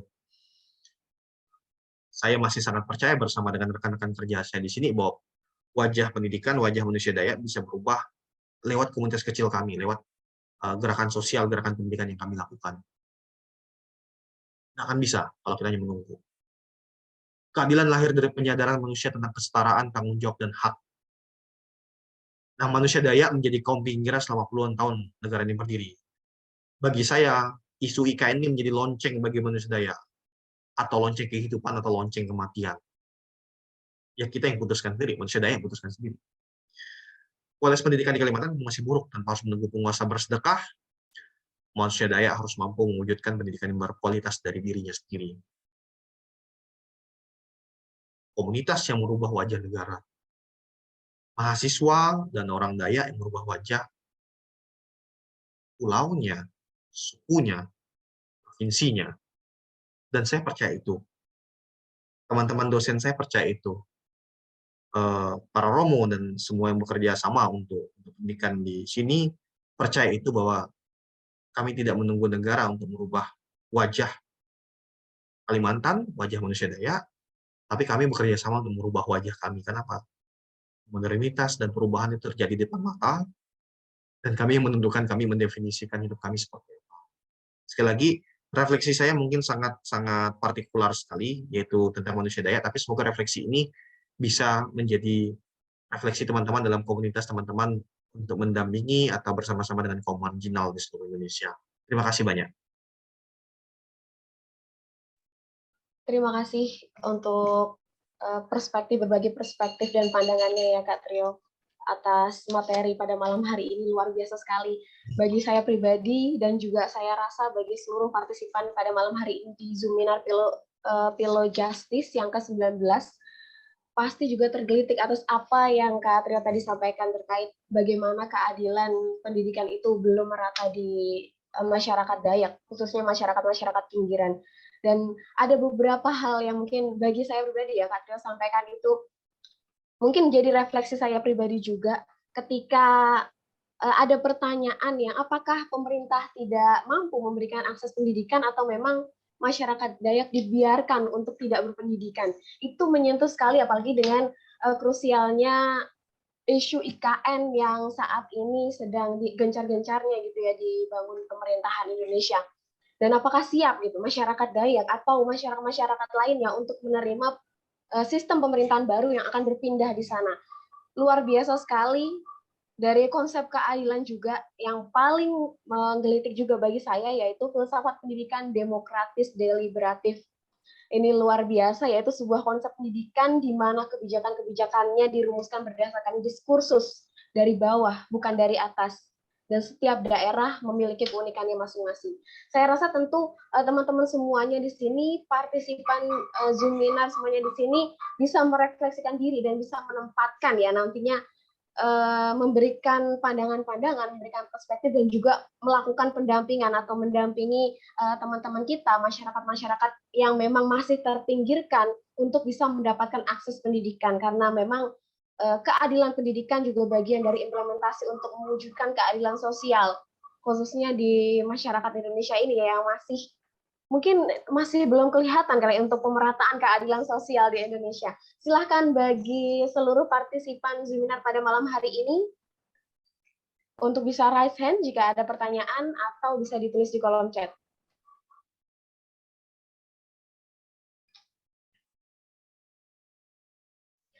Sebelumnya saya baca satu pertanyaan ya Kak yang ada di room chat dari Kak Aryadi menanyakan bagaimana negara hadir dalam situasi seperti itu. Jika selama ini ketertinggalan saudara kita di Dayak, Asmat, suku Badui, suku Anak Dalam, dan lain-lain diekspos, ini tindakan empower atau justru eksploitatif, sengaja dilestarikan untuk bahan candaan dan tawaan. Wah, luar biasa satirnya. Silakan dijawab. Terima kasih Pak Aryadi. Ini selain pertanyaan Pak Aryadi juga ini jadi pertanyaannya saya juga ketika melihat bagaimana sekali lagi ya saya tidak menyalahkan media atau siapapun dalam mempresentasikan entah orang Dayak, entah suku-suku lain di Indonesia. Saya melihatnya seperti ini. Ketidakmampuan orang untuk melihat. Saya sekali lagi ya, di suku lain banyak. Saya hanya mencoba menjelaskan tentang manusia Dayak. Ini bisa dipakai untuk refleksi di suku lain. Saya hanya melihat bahwa ketidakmampuan orang untuk melihat orang Dayak terjadi karena apa? Keterbatasan untuk mengakses orang Dayak sejatinya seperti apa. Sehingga yang dipaparkan di luar justru yang sifatnya kemudian menjadi sangat dalam tanda kutip media darling banget. Menjadi sangat media darling banget. Dan itu bagi saya kemudian merugikan. Mengapa disebut merugikan? Karena sebenarnya ada cukup banyak hal keren, ada sangat banyak, bukan cukup banyak hal keren yang bisa diceritakan tentang itu. Dan benar dalam tanda, saya bisa mengatakan gini Pak Aryadi, satu sisi disebut eksploitasi, bisa jadi iya, tetapi juga bagi saya tidak disebut eksploitasi juga iya. Eksploitasi itu terjadi sejauh stigma-stigma negatif tersebut digunakan untuk kepentingan personal, kepentingan kelompok-kelompok tertentu yang sifatnya menguntungkan mereka. Tetapi tidak disebut eksploitasi sejauh melihat stigma-stigma tersebut sebagai persoalan serius yang harus diselesaikan. Sekarang pertanyaannya orang melihat stigma tersebut dalam perspektif mana? sebagai persoalan yang perlu diselesaikan, atau sebagai tadi kata Pak Arya, bahan candaan atau apapun. Hanya saja memang gini ya, ini saya mengajarkan ke mahasiswa saya ke kampus. Saya bilang kayak gini, pernah di tahun lalu ada demo besar-besaran di seluruh Indonesia, BEM, aduh saya nyebut merek lagi nih, demo besar-besaran Badan Eksekutif Mahasiswa di seluruh kampus Indonesia lah, nggak apa-apa, apapun itu namanya BEM-nya ya, tahun lalu dan tahun-tahun sebelumnya. Mahasiswa saya ketemu saya, Pak, boleh kami ikut demo ya, kamu bilang gitu. Mereka tanya sama saya, Bapak kan dosen filsafat nih, ngajari kami kritis, ngajari kami berjuang dan lain, kami ikut demo ya. Mereka bilang gitu. Saya bilang, oh silakan ikut demo. Saya bilang gitu. Tapi sebelum kalian demo, berikan saya tulisan reflektif, tulisan kritis tentang isu yang ingin kalian demo. Siapapun yang sudah menuliskan tulisan reflektif, tulisan kritis itu, silakan saya izinkan demo. Dan sampai sekarang tidak ada satupun mahasiswa saya yang pergi demo gara-gara itu. Tidak ada satupun. Mengapa? Saya mengajarkan ke mahasiswa saya bahwa revolusi merubah wajah itu bukan dengan kekerasan. Kalau mau merubah stigma tentang orang Dayak, bukan kamu nempeleng muka orang yang menghina Dayak. Itu yang saya ajarkan kepada teman mahasiswa saya. Kalau kamu mau merubah wajah orang Dayak, sekolah, tulis banyak-banyak, jelaskan ke media sebanyak mungkin tentang siapa dirimu. Itulah revolusi yang saya ajarkan ke mahasiswa untuk merubah wajah orang Dayak. No, saya nggak percaya kekerasan sebagai jalan. Makanya saya tidak, jujur ya, saya dulu ketika di tempat saya sebelumnya di Malang, saya dikritik habis-habisan oleh mahasiswa yang saya dampingi di sana karena saya mengkritik mahasiswa saya yang suka demo. Karena bagi saya, kamu boleh demo asalkan kamu tahu demo untuk apa. Dan demo bagi saya turun ke jalan itu adalah jalan terakhir ketika sudah tidak ada pintu diskusi dengan negara. Tidak ada ruang untuk diskusi, silahkan demo. Tapi selagi ruang itu ada, gunakan. Media, jurnal, apapun itu, sekarang itu media terbuka banget, jurnal terbuka banget, akses untuk revolusi, mengubah wajah ketidakadilan itu banyak banget, tanpa kamu harus menghabiskan waktu dengan demo di jalan dan kemudian ada yang mati. Nyawamu itu penting untuk perjuangan ketimbang nyawamu hilang, karena setelah kamu hilang, setahun, 2 tahun, 3 tahun, kamu akan diingat, 4 tahun. Media sekarang semakin luas sehingga mungkin ceritamu kan hilang dimakan waktu. Sekarang saya tanya, kalau misalnya ternyata lewat tulisan-tulisan kita, pendidikan bisa merubah wajah kita, lakukan itu dulu. Dan persilakan. Jadi sekali lagi Pak ya, makanya Pak Aryadi, saya tidak bisa mengatakan bahwa media menyebut hal-hal stigmatif tadi itu sebagai eksploitasi atau tidak, tergantung mereka melihatnya seperti apa. Tapi sekali lagi, saya tidak percaya kekerasan sebagai jalan untuk perjuangan. Saya menolak itu.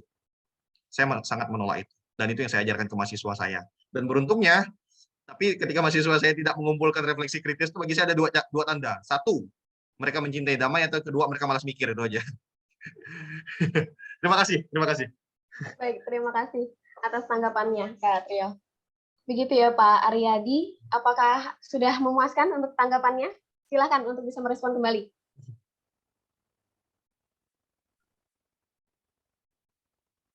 Cukup ya Pak Aryadi. Baik, selanjutnya saya persilahkan kepada Pak Konsdangur dari mau terus ini. Mau nanggapi sedikit, Pak. Oh iya, silakan. Sebentar ya Pak. Terima kasih Mas Trio atas pengalaman dan sharingnya. Hanya selama ini saya kira sudah ada kebijakan, baik dari formulasi kebijakan, regulasi, aplikasi, dan eksekusinya yang pro mereka.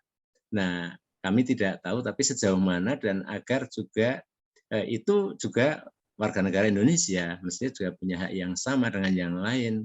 Lalu kita mestinya tidak bicara parsial kesukuan, primordial, tapi itu maju bersama-sama bangsa Indonesia. Pertanyaannya, sejauh mana ya keberpihakan tadi, ke pro mereka, ya, pro mereka, baik itu dalam tataran regulasi, formulasi regulasi, kebijakan, maupun aplikasi dan eksekusinya. Bisa ada gambaran sedikit, Mas Trio? Baik, terima kasih. Silakan Kak Trio. bisa langsung ditanggapi, Kak? Sorry, suara saya kedengaran, ini sinyalnya putus tadi. Iya, kedengaran. Sinyal saya terputus. Bisa diringkas, Mbak, supaya saya Ya, sorry, kurang saya lebih sempat bilang. ya kurang lebih sudahkah ada regulasi untuk masyarakat Dayak tersendiri untuk itu ya? Dan kalau Oh, berbicara tentang ini memang tidak hanya masyarakat Dayak saja, tapi untuk seluruh konteks keindonesiaan gitu ya, Pak? ya betul. Ya, silakan Betul. ditanggapi. Jika ditanya apakah ada undang-undang khusus tentang untuk menjembatani hal ini, tentu ada. Saya tidak fair mengatakan tidak ada. Tentu ada undang-undang tanah hak wilayah dan lain-lain, juga tentang bagaimana pemerintah membuat pembagian tentang tanah adat dan lain-lain. Ya, bagi saya, walaupun cukup banyak akademisi kami di sini yang mengkritisi soal itu, tapi usaha pemerintah untuk menjembatani kasus-kasus selama ini bagi saya sudah ada. Hanya saja Pak Aryadi dan teman-teman, apakah kemudian kebijakan itu bisa mengubah wajah orang Dayak selama ini? Menurut saya, bukannya saya tidak berpuas, bagi saya sebenarnya masih sangat kurang, karena persoalannya kompleks. Persoalannya kompleks. Itulah sebabnya saya katakan tadi, nunggu negara membuat kebijakan itu akan memakan waktu bertahun-tahun dan akan melestarikan kebodohan berketurunan-keturunan. Akan melestarikan itu. Makanya saya bukannya mengatakan ke mahasiswa saya untuk tidak menghormati negara, beda. Saya mengatakan daripada kamu nunggu negara merubah hidupmu, ubah hidupmu dulu. Ubah wajahmu dulu, ubah wajah komunitas kita, ubah pendidikan kita. Orang-orang mengatakan saya, Trio, kamu terlalu idealis. Enggak, bagi saya ini bukan idealis, karena ini sangat realistis sebenarnya. Masalahnya adalah kamu, mahasiswa saya, dan orang lain mau gerak bareng enggak? Itu yang sedang diusahakan bersama-sama, Pak. Jadi sekali lagi ada undang-undang, tapi situasinya kompleks. Jadi tidak sehitam putih bahwa dengan adanya undang-undang, kemudian adanya peraturan, kemudian masalahnya selesai. Seperti itu, Pak. Terima kasih.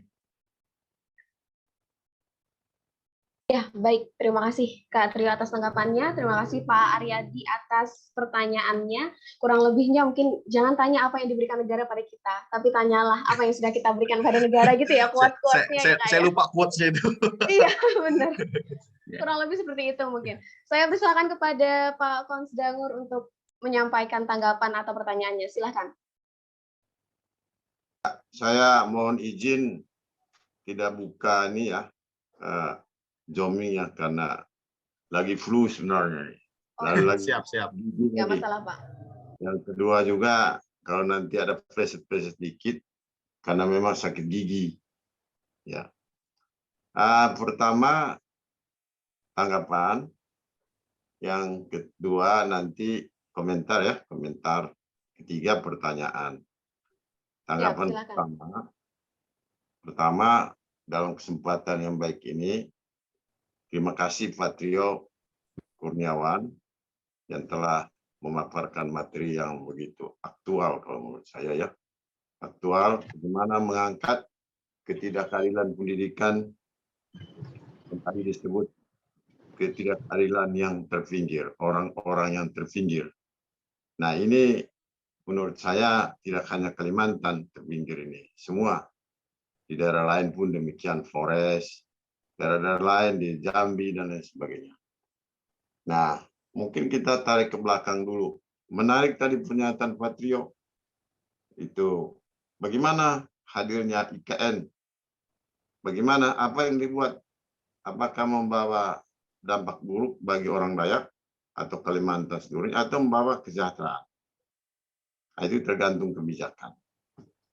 Nah, dalam dekade 30 tahun sejak Orde Baru, Kalimantan itu objek. Itu objek pembangunan.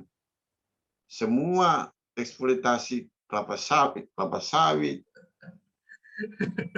itu menjadi untuk mendirikan gedung-gedung di Jakarta, Pak Tio. Iya, saya tadi tidak mau mention itu, Pak. Kalau gedung-gedung di Sudirman ini bisa berdialog, nanti ketahuan, oh ini dari daerah Dayak. Itu yang terjadi. Mengapa? Karena memang politik pembangunan selama 30 tahun kita itu mengabaikan proses. Jadi prosesnya itu yang diabaikan. Lebih penting kan pertumbuhan ekonomi. Yang penting ekonomi tumbuh. Sehingga semuanya itu diabaikan. Termasuk tidak ada bicara keadilan sosial di situ. Jadi waktu itu keadilan sosial selama 30 tahun itu betul-betul lip service. Hanya tercatat di sila kelima. Tercatat di sila kelima. Dan sampai sekarang pun sila kelima itu masih dipertanyakan. Apakah masih ada sila kelima itu? Termasuk pertanyaan refleksi dari Pak Trio. Saya kira ini refleksi yang terakhir tadi itu bagus. Masih ada nggak keadilan sosial bagi orang Dayak atau saya sebut Kalimantan seluruhnya? Itu. Saya lebih banyak advokasi ya di Dayak belum ya. Kalau daerah Samboja, IKN itu banyak Pak. Itu. Sedih kita melihatnya. Ya. Jadi daerah-daerah Bapak Kalimantan di sana itu sudah dipetakan semua Pak oleh konglomerat Jakarta. Saya punya data itu. Jadi Bapak Trio itu walaupun kelihatan hutan itu sudah dipetakan. Dan saya punya data. Saya pernah lihat juga peta itu tahun 2009 ketika saya masih SMA. Nah itu Pak. Jadi rumah saya termasuk Pak dihitung Pak. Selama 30 tahun memang Kalimantan itu menjadi objek pembangunan. Objek eksploitasi lah, bukan pembangunan.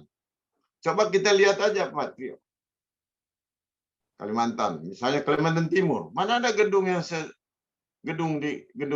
seperti di ini Pak, di Jakarta, Kalimantan Timur, nggak ada itu.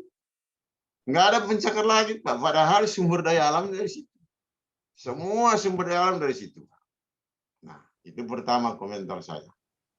Yang kedua, karena masuknya reformasi ini, maka keluarlah otonomi daerah. Saya pernah menulis di media Indonesia tahun 2000, Pak. Media Indonesia tahun 2000, otonomi daerah menghasilkan raja-raja kecil. Gitu. Kalau tidak di apa? Otonomi daerah menghasilkan raja-raja kecil, dan itu terbukti. Itu Pak.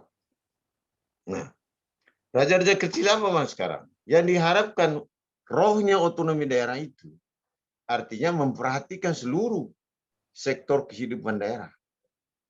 Dia kreatif, pemerintah daerahnya itu kreatif, memberdayakan, bagaimana kemakmuran itu tidak lagi ditafsir dari pusat.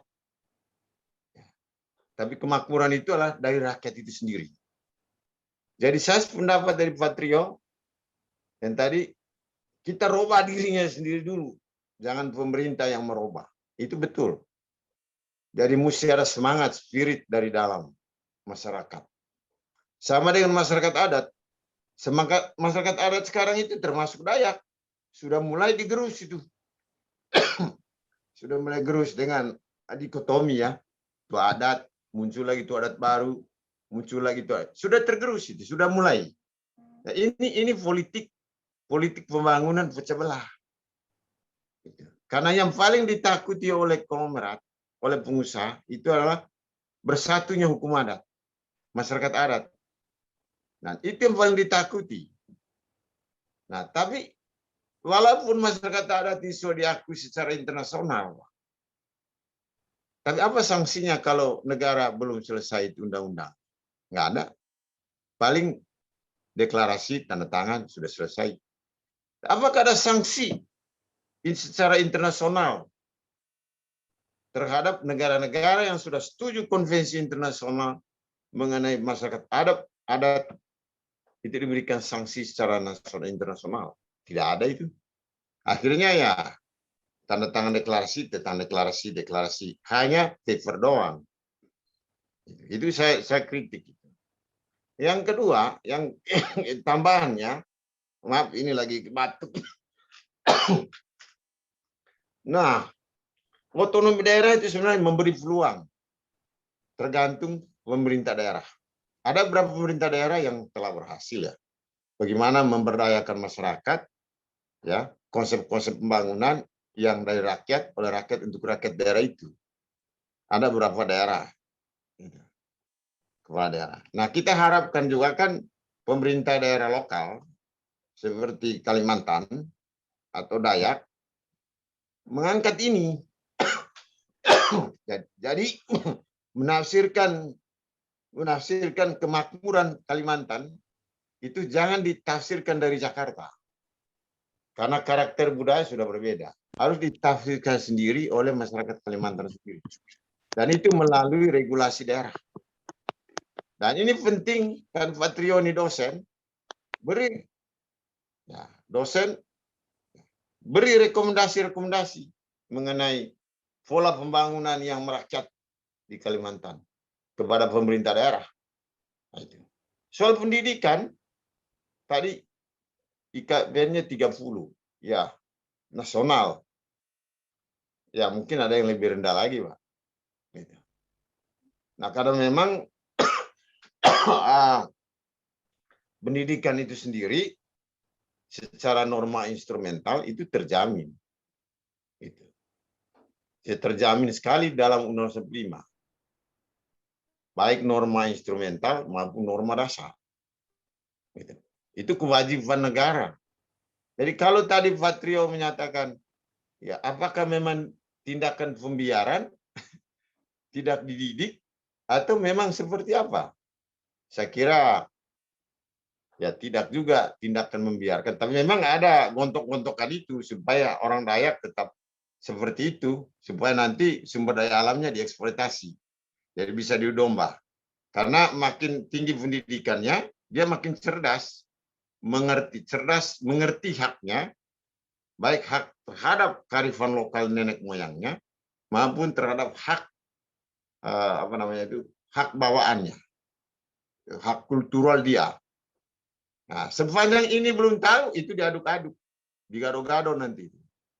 Nah, ini penting sekali mengenai advokasi dari kampus-kampus di sana. Nah, pertanyaan saya, Pak Patrio, bagaimana setelah ada IKM ini, apakah hal ini sudah diajukan kepada pemerintah daerah, ataukah sudah dieksposkan, atau bagaimana konsep pendidikan itu yang menurut kampusnya Patrio, apakah memang kearifan lokal atau materi lokalnya ditambah atau gimana? Itu aja pertanyaan terakhir. Terima kasih. Saya kembalikan ke moderator. Oke, terima kasih Pak Konsidangur atas tanggapan sekaligus refleksi juga pertanyaannya ya. Ini juga krusial sekali untuk kita bahas terkait pertanyaan yang disampaikan oleh Pak Konsidangur. Apakah sudah ada selama ini untuk untuk konsep yang sudah dijelaskan sama Kak Trio Kurniawan tadi, yang barusan kita diskusikan itu diajukan gitu, untuk bisa selanjutnya jadi formulasi terbaik pembangunan IKN juga menjadi solusi bagi masyarakat Dayak. Silakan ditanggapi, Kak. Terima kasih. Ketika tahun 2018 saya memulai ini, secara formal 2018, tapi sebenarnya sejak lama juga ketika masih menjadi mahasiswa sebenarnya. Suara saya jelas ya? Atau putus-putus? Jelas. Jelas ya, oke. Ketika saya memulai ini, memang kemudian saya tidak memulainya dalam sebuah dialog yang terbuka dengan pemerintah pada saat itu di sini, karena saya berpikir saya tuh selalu punya idealisme sederhana bahwa yang bisa merubah wajah komunitas, wajah masyarakat itu adalah mahasiswa, siswa dan mahasiswa maksud saya. Pendidikan itu bisa merubah wajah, karena kita bisa pernah bayangkan nggak sih bahwa, saya nggak tahu ya, apakah teman-teman dosen dan mahasiswa tuh berpikir ini, saya harap kita berpikir ini. Saya bayangkan gini dulu, pernah nggak sih kita mikir bahwa 40 mahasiswa yang kita didik di ruang kelas sebagai dosen itu kemudian menjadi 40 orang yang akan membagikan gagasan kita kepada orang-orang di mana mereka akan berkarya gitu loh. Kalau logika ini dipakai oleh setiap dosen, maka dosen akan sangat berhati-hati dengan apa yang dia katakan di ruang kelas. Ketika seorang guru menyadari bahwa apa yang dia omongkan di ruang kelas itu akan dipakai oleh siswanya ketika dia kembali ke masyarakat, maka dia akan sangat berhati-hati untuk menyampaikan apa yang dikatakan. Nah, ketika ditanya oleh Pak Kons dan lain-lain, apakah saya menawarkan ide ini kepada pemerintah dan lain-lain atau lembaga, saya hanya menawarkannya lewat tulisan di media yang pertama. Kemudian yang kedua, saya lebih memilih untuk mendialogkan hal ini, mendiskursuskan hal ini bersama mahasiswa, guru-guru, komunitas-komunitas di Kalimantan Barat, sehingga bagi saya ini menjadi gerakan komunal, bukan hanya gerakan bersama untuk menyadari pentingnya perubahan cara pikir atau paradigma pendidikan setiap orang. Itu yang saya lakukan. Kemudian yang kedua, pertanyaan kedua adalah, apakah dalam usaha ini kemudian konteks lokal kami masukkan, entah saya bisa ngomong tentang kampus saya dulu. Saya tidak akan bicara tentang bagaimana secara sosial saya bergerak di luar kampus. Apakah kemudian tema-tema sosial, tema-tema konteks kultural ataupun itu dijadikan tema pembicaraan di kampus? Jawabannya iya. Ketika 2018 saya masuk, kemudian saya memutuskan untuk merevisi kurikulumnya dan menempatkan bahwa mahasiswa lebih banyak keluar untuk berdialog dengan masyarakat dan menemukan persoalan di masyarakat, dibawa ke kelas, ditelaah dan diselesaikan bersama-sama. Dengan demikian, saya tidak ingin membuat kampus kemudian menjadi berjarak dengan luar kampus. Dikotomi kampus dan luar kampus itu coba saya hapus, di mana kampus adalah bagian dari masyarakat dan menyelesaikan persoalan bersama-sama di masyarakat. Itu yang dilakukan bersama-sama dengan mahasiswa. Makanya ini nggak mudah membayangkan mahasiswa kita yang dari kampung tiba-tiba harus pulang kampung untuk berdialog tuh aneh. Konsep pendidikan seperti ini cukup aneh. Mereka kan datang ke kampus untuk kuliah di gedung. Kenapa kemudian ketika mereka kuliah disuruh keluar dari gedung dan belajar di luar gedung? Itu kan cukup konsep yang sebenarnya agak aneh bagi mahasiswa. Tapi it's okay, ini berjalan dan kemudian mereka belajar bahwa bagi saya penting untuk membawa tema-tema sosial dalam diskursus di ruang kelas.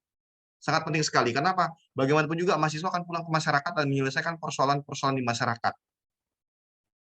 Kalau dia tidak selama kuliah dia tidak berdialog dengan masyarakat atau tidak membahas isu-isu sosial masyarakat di setiap jurusan prodi atau sangat omong kosong sekali. Kita internet saya tidak stabil seperti kita membahas tentang tema-tema yang matematika, fisika, membahas bahasa Inggris dan lain, tapi kadang bagi saya omong kosong.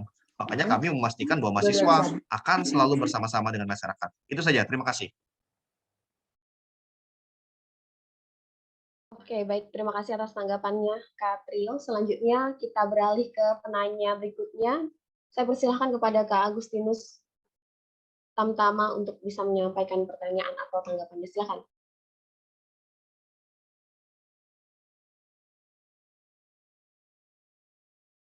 Izin belum di-unmute. Oke. Terima kasih saudari moderator. Selamat malam Kak Trio. Semoga sehat selalu. Thank you.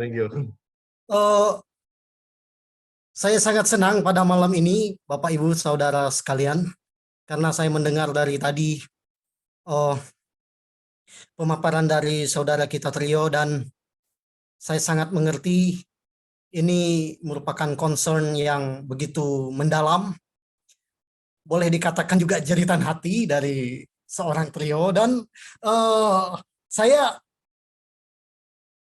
sedikit banyak itu punya concern yang sama dengan saudara Trio, karena kami punya latar belakang yang sama dari kampung, dan untuk sekolah itu cukup sulit. Akses pendidikan anak pedalaman Kalimantan dan juga daerah-daerah lain saya kira juga sangat sulit ya. Pemerataan dalam pembangunan itu terlebih di bidang pendidikan masih sangat minim di Indonesia. Dan saya sangat setuju dengan apa yang saudara Trio sampaikan. Tetapi ide yang mau saya berikan adalah bahwa pemikiran Paulo Freire tentang pendidikan kaum tertindas sepertinya sangat kontekstual juga untuk pemikiran untuk pendidikan di Kalimantan. Karena mungkin Trio juga ingat tulisan dosen kita, dosen filsafat yang kemudian menjadi uskup, Monsignor Valentinus Saeng, beliau menulis tentang bagaimana kapitalisme itu dalam pemikiran Herbert Marcuse, Masak Frankfurt ya. Dan memang dari peneropongan beliau, Indonesia ini memang ideologinya Pancasila, tetapi sesungguhnya kita ini adalah negara kapitalis murni. Dan memang benar, karena negara kapitalis murni, maka Kalimantan itu sudah dipeta-petakan seperti yang dikatakan Pak Kons tadi itu, dipeta-petakan dan berhadapan dengan kekuatan yang super besar, kekuatan raksasa, kapitalisme dengan modal yang begitu kuat, ditambah dengan pemerintah. Ya, itu menurut saya sebuah dosa publik juga. Sebuah dosa publik karena apa? Karena pemerintah juga banyak lalainya dalam hal itu. Banyak lalainya dalam sistem pendidikan di Indonesia. Dan kebetulan saya juga berkutat di bidang pendidikan. Sangat memprihatinkan sebenarnya.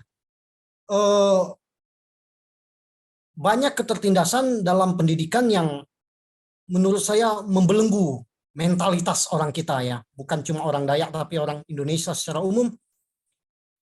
Misalnya dengan kurikulum yang menghapus muatan lokal. Atau sekarang tren dari sekolah-sekolah yang ke internasionalan. Dan itu implikasinya tidak ringan. Guru native misalnya, native speaker yang berbahasa Inggris, yang masuknya cuma 2 jam dalam 1 pekan, digaji 30-an juta. Sementara guru digaji 5 juta, full time, 24/7 gitu ya kan. Kita orang Indonesia sebenarnya apa ya? Manusia yang gamang menurut saya. Menurut manusia yang gamang dalam arti kita terlalu western oriented atau mengagung-agungkan barat atau menganggap orang barat itu pintar sekali sementara kita bodoh. Dan kita berorientasi ke apa ya? Pendidikan yang acuannya barat. Sementara kita tidak bangga dengan warisan leluhur kita, dengan kebudayaan lokal kita. Berapa bahasa lokal yang sudah hilang zaman sekarang? Berapa lagi Bapak Ibu sekarang, apalagi yang sudah diaspora, menguasai bahasa daerah? Dalam arti tertentu, blessing in disguise-nya, saya dan trio misalnya, karena kami anak-anak pedalaman dan pembangunan masih kurang, kami mengalami budaya kami dan menguasai bahasa kami. Tetapi bagaimana dengan pendidikan terkait kebudayaan lokal di tengah Indonesia yang serba nggak jelas juga itu tujuannya. Di situ menurut saya dosa komunalnya bangsa ini di situ. Bahwa kita terlalu mengagung-agungkan Barat, menganggap orang Barat itu sepintar malaikat gitu. Tapi kita malu dengan diri kita sendiri. Nah, di sini saya melihat saudara kita trio bangga dengan orang Dayak. Berapa kata Dayak tadi yang diucapkan? Suatu kata yang mungkin selama ini orang tidak pernah dengar. Orang Dayak terkenal dengan stereotip, terbelakang, tukang bakar hutan, dan lain sebagainya. Padahal itu semua karena ketidaktahuan seperti tadi dikatakan. Dan saya sangat setuju dengan hal itu ya. Karena ketidaktahuan membaca realitas. Dan itulah menurut saya dosa komunal bangsa ini ya. Termasuk pemerintah. Saya makanya bagaimana ya? Mungkin ada Bapak Ibu di sini yang bekerja di pemerintah atau yang berhubungan dengan pemerintah ya. Bagi saya dalam peneropongan saya ya apa yang diuraikan Masak Frankfurt tentang kapitalisme itu ya dijalankan juga oleh pemerintah. Dan daerah-daerah juga mempunyai raja kecil seperti yang dikatakan Pak Kons tadi itu, menciptakan raja kecil, otonomi daerah. Tidak lantas membuat kesejahteraan. Makanya dengan kegamangan itu saya bertanya kepada saudara trio. Ini memang sudah bagus yang diupayakan, tetapi arah kita ini mau kemana? Pendidikan, quo vadis educatio gitu ya kan. kemana pendidikan ini mau kita arahkan. Saya kira kontekstual sekali pendidikan kaum tertindas dari Paulo Freire itu. Memang itu konteksnya Amerika Latin, tetapi bagi kita kaum tertindas dalam banyak bidang, termasuk bidang pendidikan itu. Dan berhadapan dengan pusaran ideologi kapitalisme, bargaining apa yang ya sama sih senada dengan pertanyaan Pak Kons yang bisa kita upayakan untuk IKN ini misalnya. Karena di sini juga resah. Saya di pusat di Jakarta terlibat juga dengan kelompok-kelompok Dayak di sini. Senior-senior itu bahkan yang di pemerintahan juga bertanya, di mana orang Dayak? Jangan-jangan orang Dayak seperti tikus yang mati di lumbung padi. Itu kan miris banget ya. Tikus yang mati di lumbung padi. Kita punya resources yang luar biasa, tetapi tidak bisa menjangkau itu. Dan ya kalau tidak siap, menurut saya ya teman-teman apa yang dialami oleh teman-teman Betawi mungkin terjadi juga di Kalimantan. Saya kira begitu tanggapan dan pertanyaan saya terkait itu, moderator. Terima kasih. Baik, terima kasih atas tanggapan dan pertanyaannya. Ini juga saya rasa ruang diskusi ini menjadi ruang yang sangat reflektif sekali ya untuk kita melihat pendidikan dan sistem kenegaraan kita di Indonesia ini yang masih, benar sekali saya sepakat, mungkin dalam tanda kutip masih kocar-kacir gitu ya. Baik, silakan dijawab bagaimana arah pendidikan di Indonesia ini dan mau kemana? Silakan. Pertama, terima kasih Tam-Tam untuk refleksi bersamanya. Kemudian yang kedua, apa saya percaya kapitalisme akan runtuh? Apa saya menolak kapitalisme? Apakah saya menyetujui kapitalisme? Saya hanya bisa beri jawaban kayak gini. Banyak pertanyaan, soalnya orang sering bertanya pada saya tentang kapitalisme. Saya tidak tahu kapitalisme akan jatuh, atau kapan kapitalisme berhenti, atau apakah sosialis pertumbuhan dan lain-lain. Saya sudah dalam refleksi saya, kemudian saya melihat bahwa Indonesia atau siapapun itu kemudian memang negara yang tidak ada yang bisa lepas dari cengkeraman namanya kapitalisme. Sesosialis-sosialisnya pun Cina, mereka adalah kapitalisme murni terbesar di dunia saat ini. Sesosialis yang ketika Cina menyebut mereka sebagai kelompok sosialis di dunia, tapi kapitalis terbaik juga Cina termasuk salah satunya. Jadi ketika saya memikirkan hal itu, Tam-Tam dan teman-teman semuanya, saya berhenti berpikir untuk bagaimana menjatuhkan kapitalisme, karena bagi saya tidak bersama itu mimpi yang terlalu besar yang tidak mungkin bisa saya wujudkan. Yang bisa saya wujudkan kemudian adalah membuat kelompok-kelompok kecil masyarakat itu merubah wajahnya. Itu yang bisa saya lakukan. Itu yang bisa kita lakukan sama-sama. Saya tahu bahwa banyak orang bilang bahwa tindakan merubah wajah masyarakat, wajah negara dari kelompok-kelompok kecil itu terlalu naif. Sangat naif sekali. Bagaimana mungkin kamu bisa merubah wajah negara dari hal-hal kecil? Oke, saya setuju. Saya tidak bisa merubah wajah negara, tapi at least saya bisa merubah wajah orang-orang yang ada di sekitar saya, dan orang-orang di sekitar saya merubah wajah orang-orang di sekitarnya. Dan bagi saya itulah cara membuat kemudian kelompok sosial masyarakat berkembang yang oleh para ilmuwan disebut sebagai tindakan gerakan sosial bersama. Orang sebutnya seperti itu. Yang kedua tentang kapitalisme. Kemudian yang ketiga, ini pertanyaan yang sangat penting yang kamu ajukan. Apa arah pendidikan? Mau dibawa kemana pendidikan kita? Quo vadis pendidikan. Dan saya percaya bahwa rumusan tentang arah kemana pendidikan itu tidak ditentukan lewat narasi yang di-state oleh Kementerian Pendidikan ataupun lainnya. Saya percaya bahwa arah pendidikan ditentukan oleh kelompok-kelompok kecil masyarakat yang ingin merumuskan arah pendidikannya seperti apa. Artinya, oke, mari kita sepakati bahwa Pancasila adalah fondasi dan arah pendidikan nasional adalah Pancasila banget. Kita percayai, sepertinya sinyal saya. Kita sepakati dulu itu, Tetapi tentang bagaimana arah pendidikan lokal, arah pendidikan komunitas-komunitas masyarakat, harusnya itu dirumuskan oleh kelompok masyarakat sendiri. kalau orang Dayak, kalau orang Kalimantan ingin merumuskan, ingin tahu arah pendidikannya seperti apa, orang Kalimantan harus duduk bareng dan membicarakan, belajar sama-sama, menyepakati bersama-sama, dia mau arah pendidikannya seperti apa.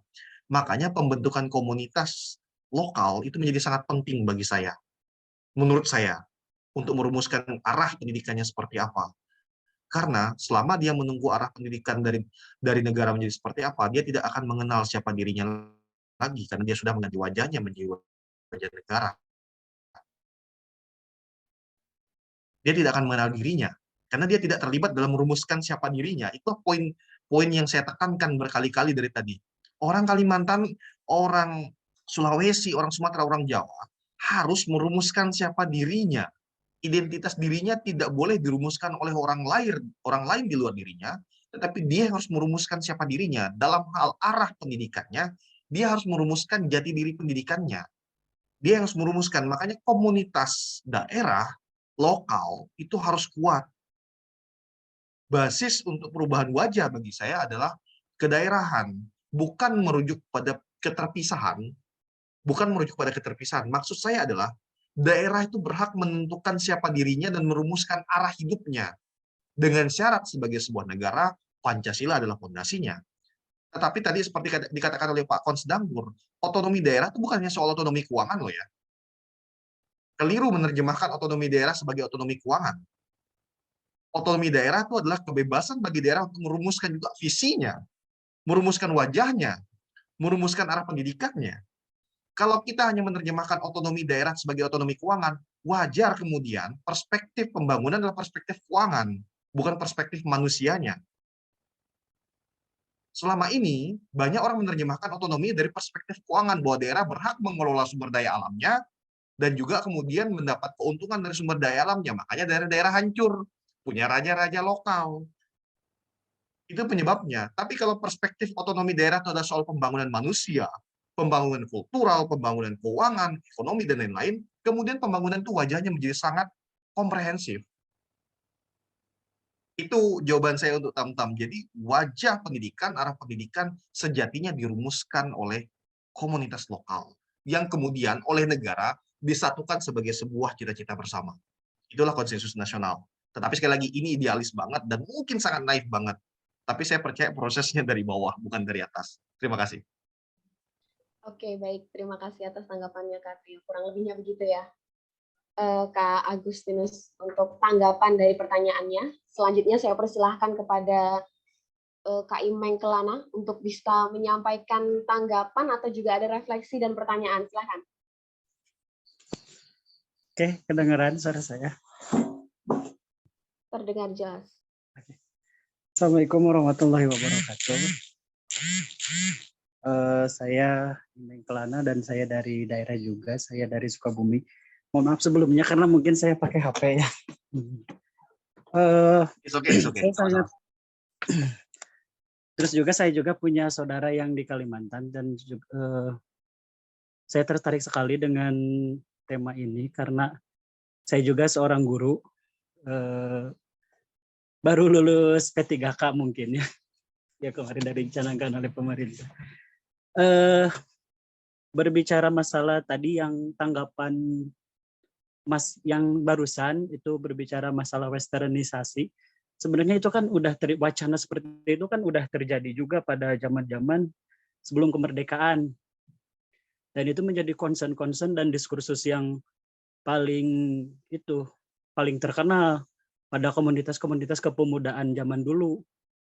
Komunitas Yong Japa, komunitas Yong Sumatera, dan lain-lainnya yang mereka juga berwacana demikian bahwasanya kita itu jangan ke barat-baratan. Dan juga masalah itu yang ingin saya tanyakan adalah bagaimana kita menghadapi masyarakat adat yang masyarakat adatnya itu nggak mau berubah gitu kan. Karena pada masalahnya adalah pada zaman dulu juga orang Jawa itu dia merasa derajatnya lebih tinggi dan orang-orang yang berpenampilan Eropa itu dikucilkan dari masyarakatnya. Zaman dulu juga kan seperti itu. Orang-orang yang berpendidikan, orang-orang yang modern itu, ketika dia kembali ke daerahnya, dia akan dikucilkan oleh daerahnya sendiri. Karena dianggap murtad lah, karena tidak dianggap tidak sesuai dengan adat. Nah, apakah hal itu terjadi juga di daerah Kalimantan? Karena bisa saja bukan berarti tidak ada pergerakan untuk pendidikan, tapi mungkin masyarakat Dayaknya itu menghindari karena kita ini adalah suatu keanehan, alienasi bagi mereka. Karena kita ini tidak sesuai dengan apa yang mereka harapkan. Mungkin bisa saja kita ini dituduh merusak tatanan sosial mereka. Nah, apakah ada hambatan-hambatan seperti itu dan bagaimana cara menanganinya? Mungkin pertanyaan saya demikian. Terima kasih. Terima kasih, Kelana. Ini menarik juga pertanyaannya.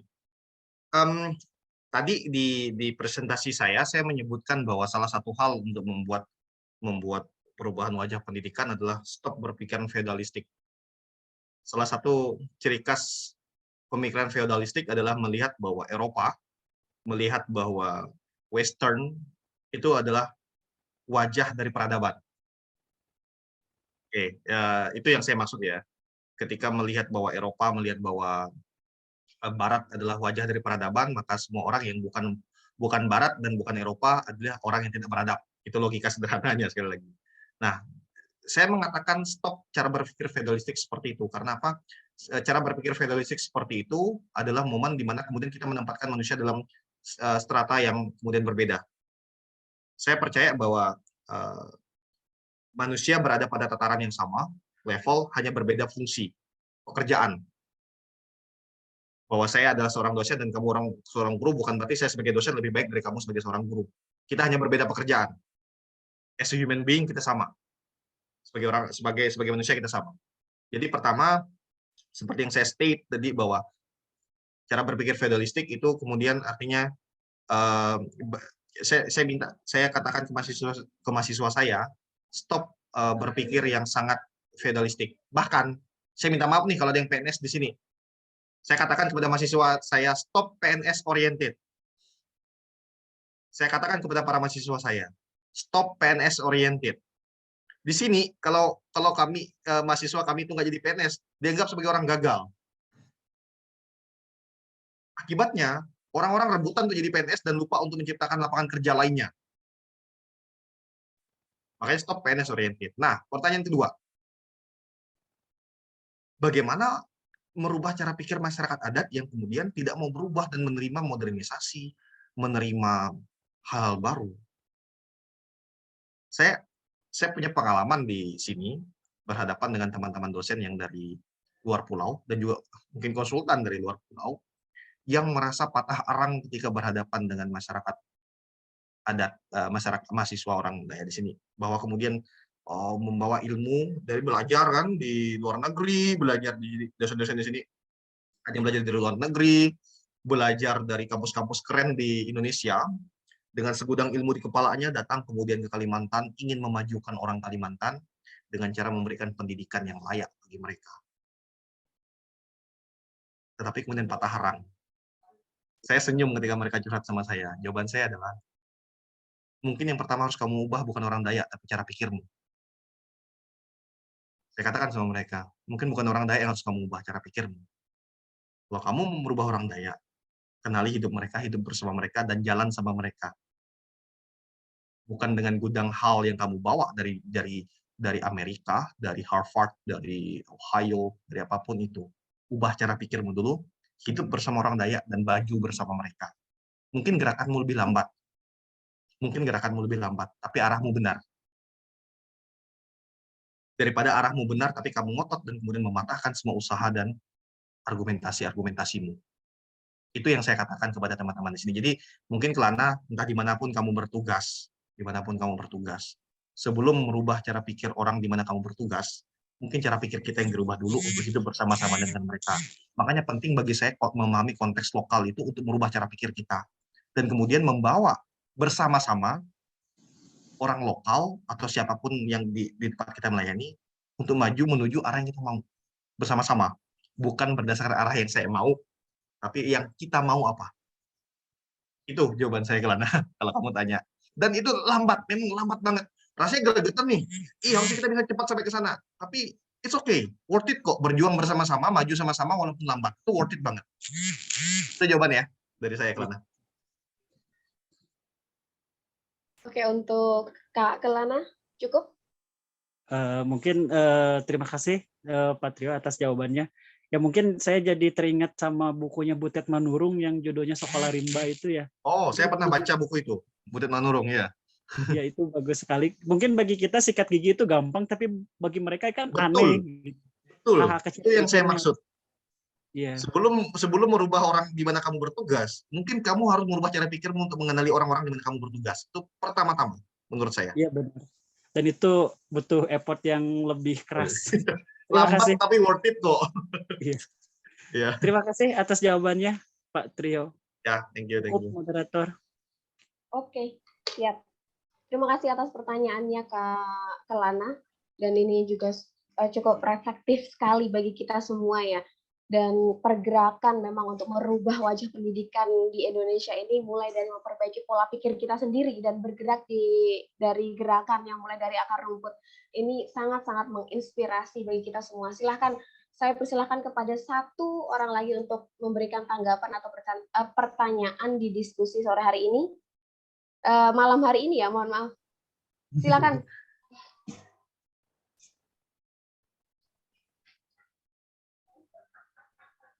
Silakan, adakah yang masih ingin menanggapi atau memberikan pertanyaan? Oke, baik. Mungkin kita cukupkan saja diskusi di edisi Philo Justice yang ke-19 yang diinisiasi oleh GPIC UFM Indonesia. Sampai bertemu kembali di edisi Philo Justice yang ke-20 ya di minggu depan. Dan terima kasih saya ucapkan kepada narasumber pada malam hari ini, yaitu Kak Trio Kurniawan yang sudah menyampaikan refleksinya, menyampaikan sudut pandangnya terkait bagaimana arah wajah pendidikan di Indonesia gitu ya, dengan perspektif keadilan. Terima kasih sekali lagi Kak Trio Kurniawan. Juga saya ucapkan terima kasih kepada seluruh partisipan Zoominar Philo Justice pada malam hari ini yang sudah setia dan antusias sekali untuk memberikan tanggapan, refleksi, dan pertanyaan-pertanyaannya pada malam hari ini. Saya Nisa, selaku moderator, mohon undur diri dan mohon maaf jika ada kesalahan pada malam hari ini. Terima kasih. Wassalamualaikum warahmatullahi wabarakatuh. Salam sejahtera bagi kita. Waalaikumsalam. Waalaikumsalam. Kak Trio, terima kasih banyak ya. Terima kasih banyak. Luar biasa. Ya, thank you semuanya. Banyak. Terima kasih banyak. Maaf kalau ada yang salah ya. Terima kasih banyak. Ya, Terima kasih siap. banyak. Assalamualaikum.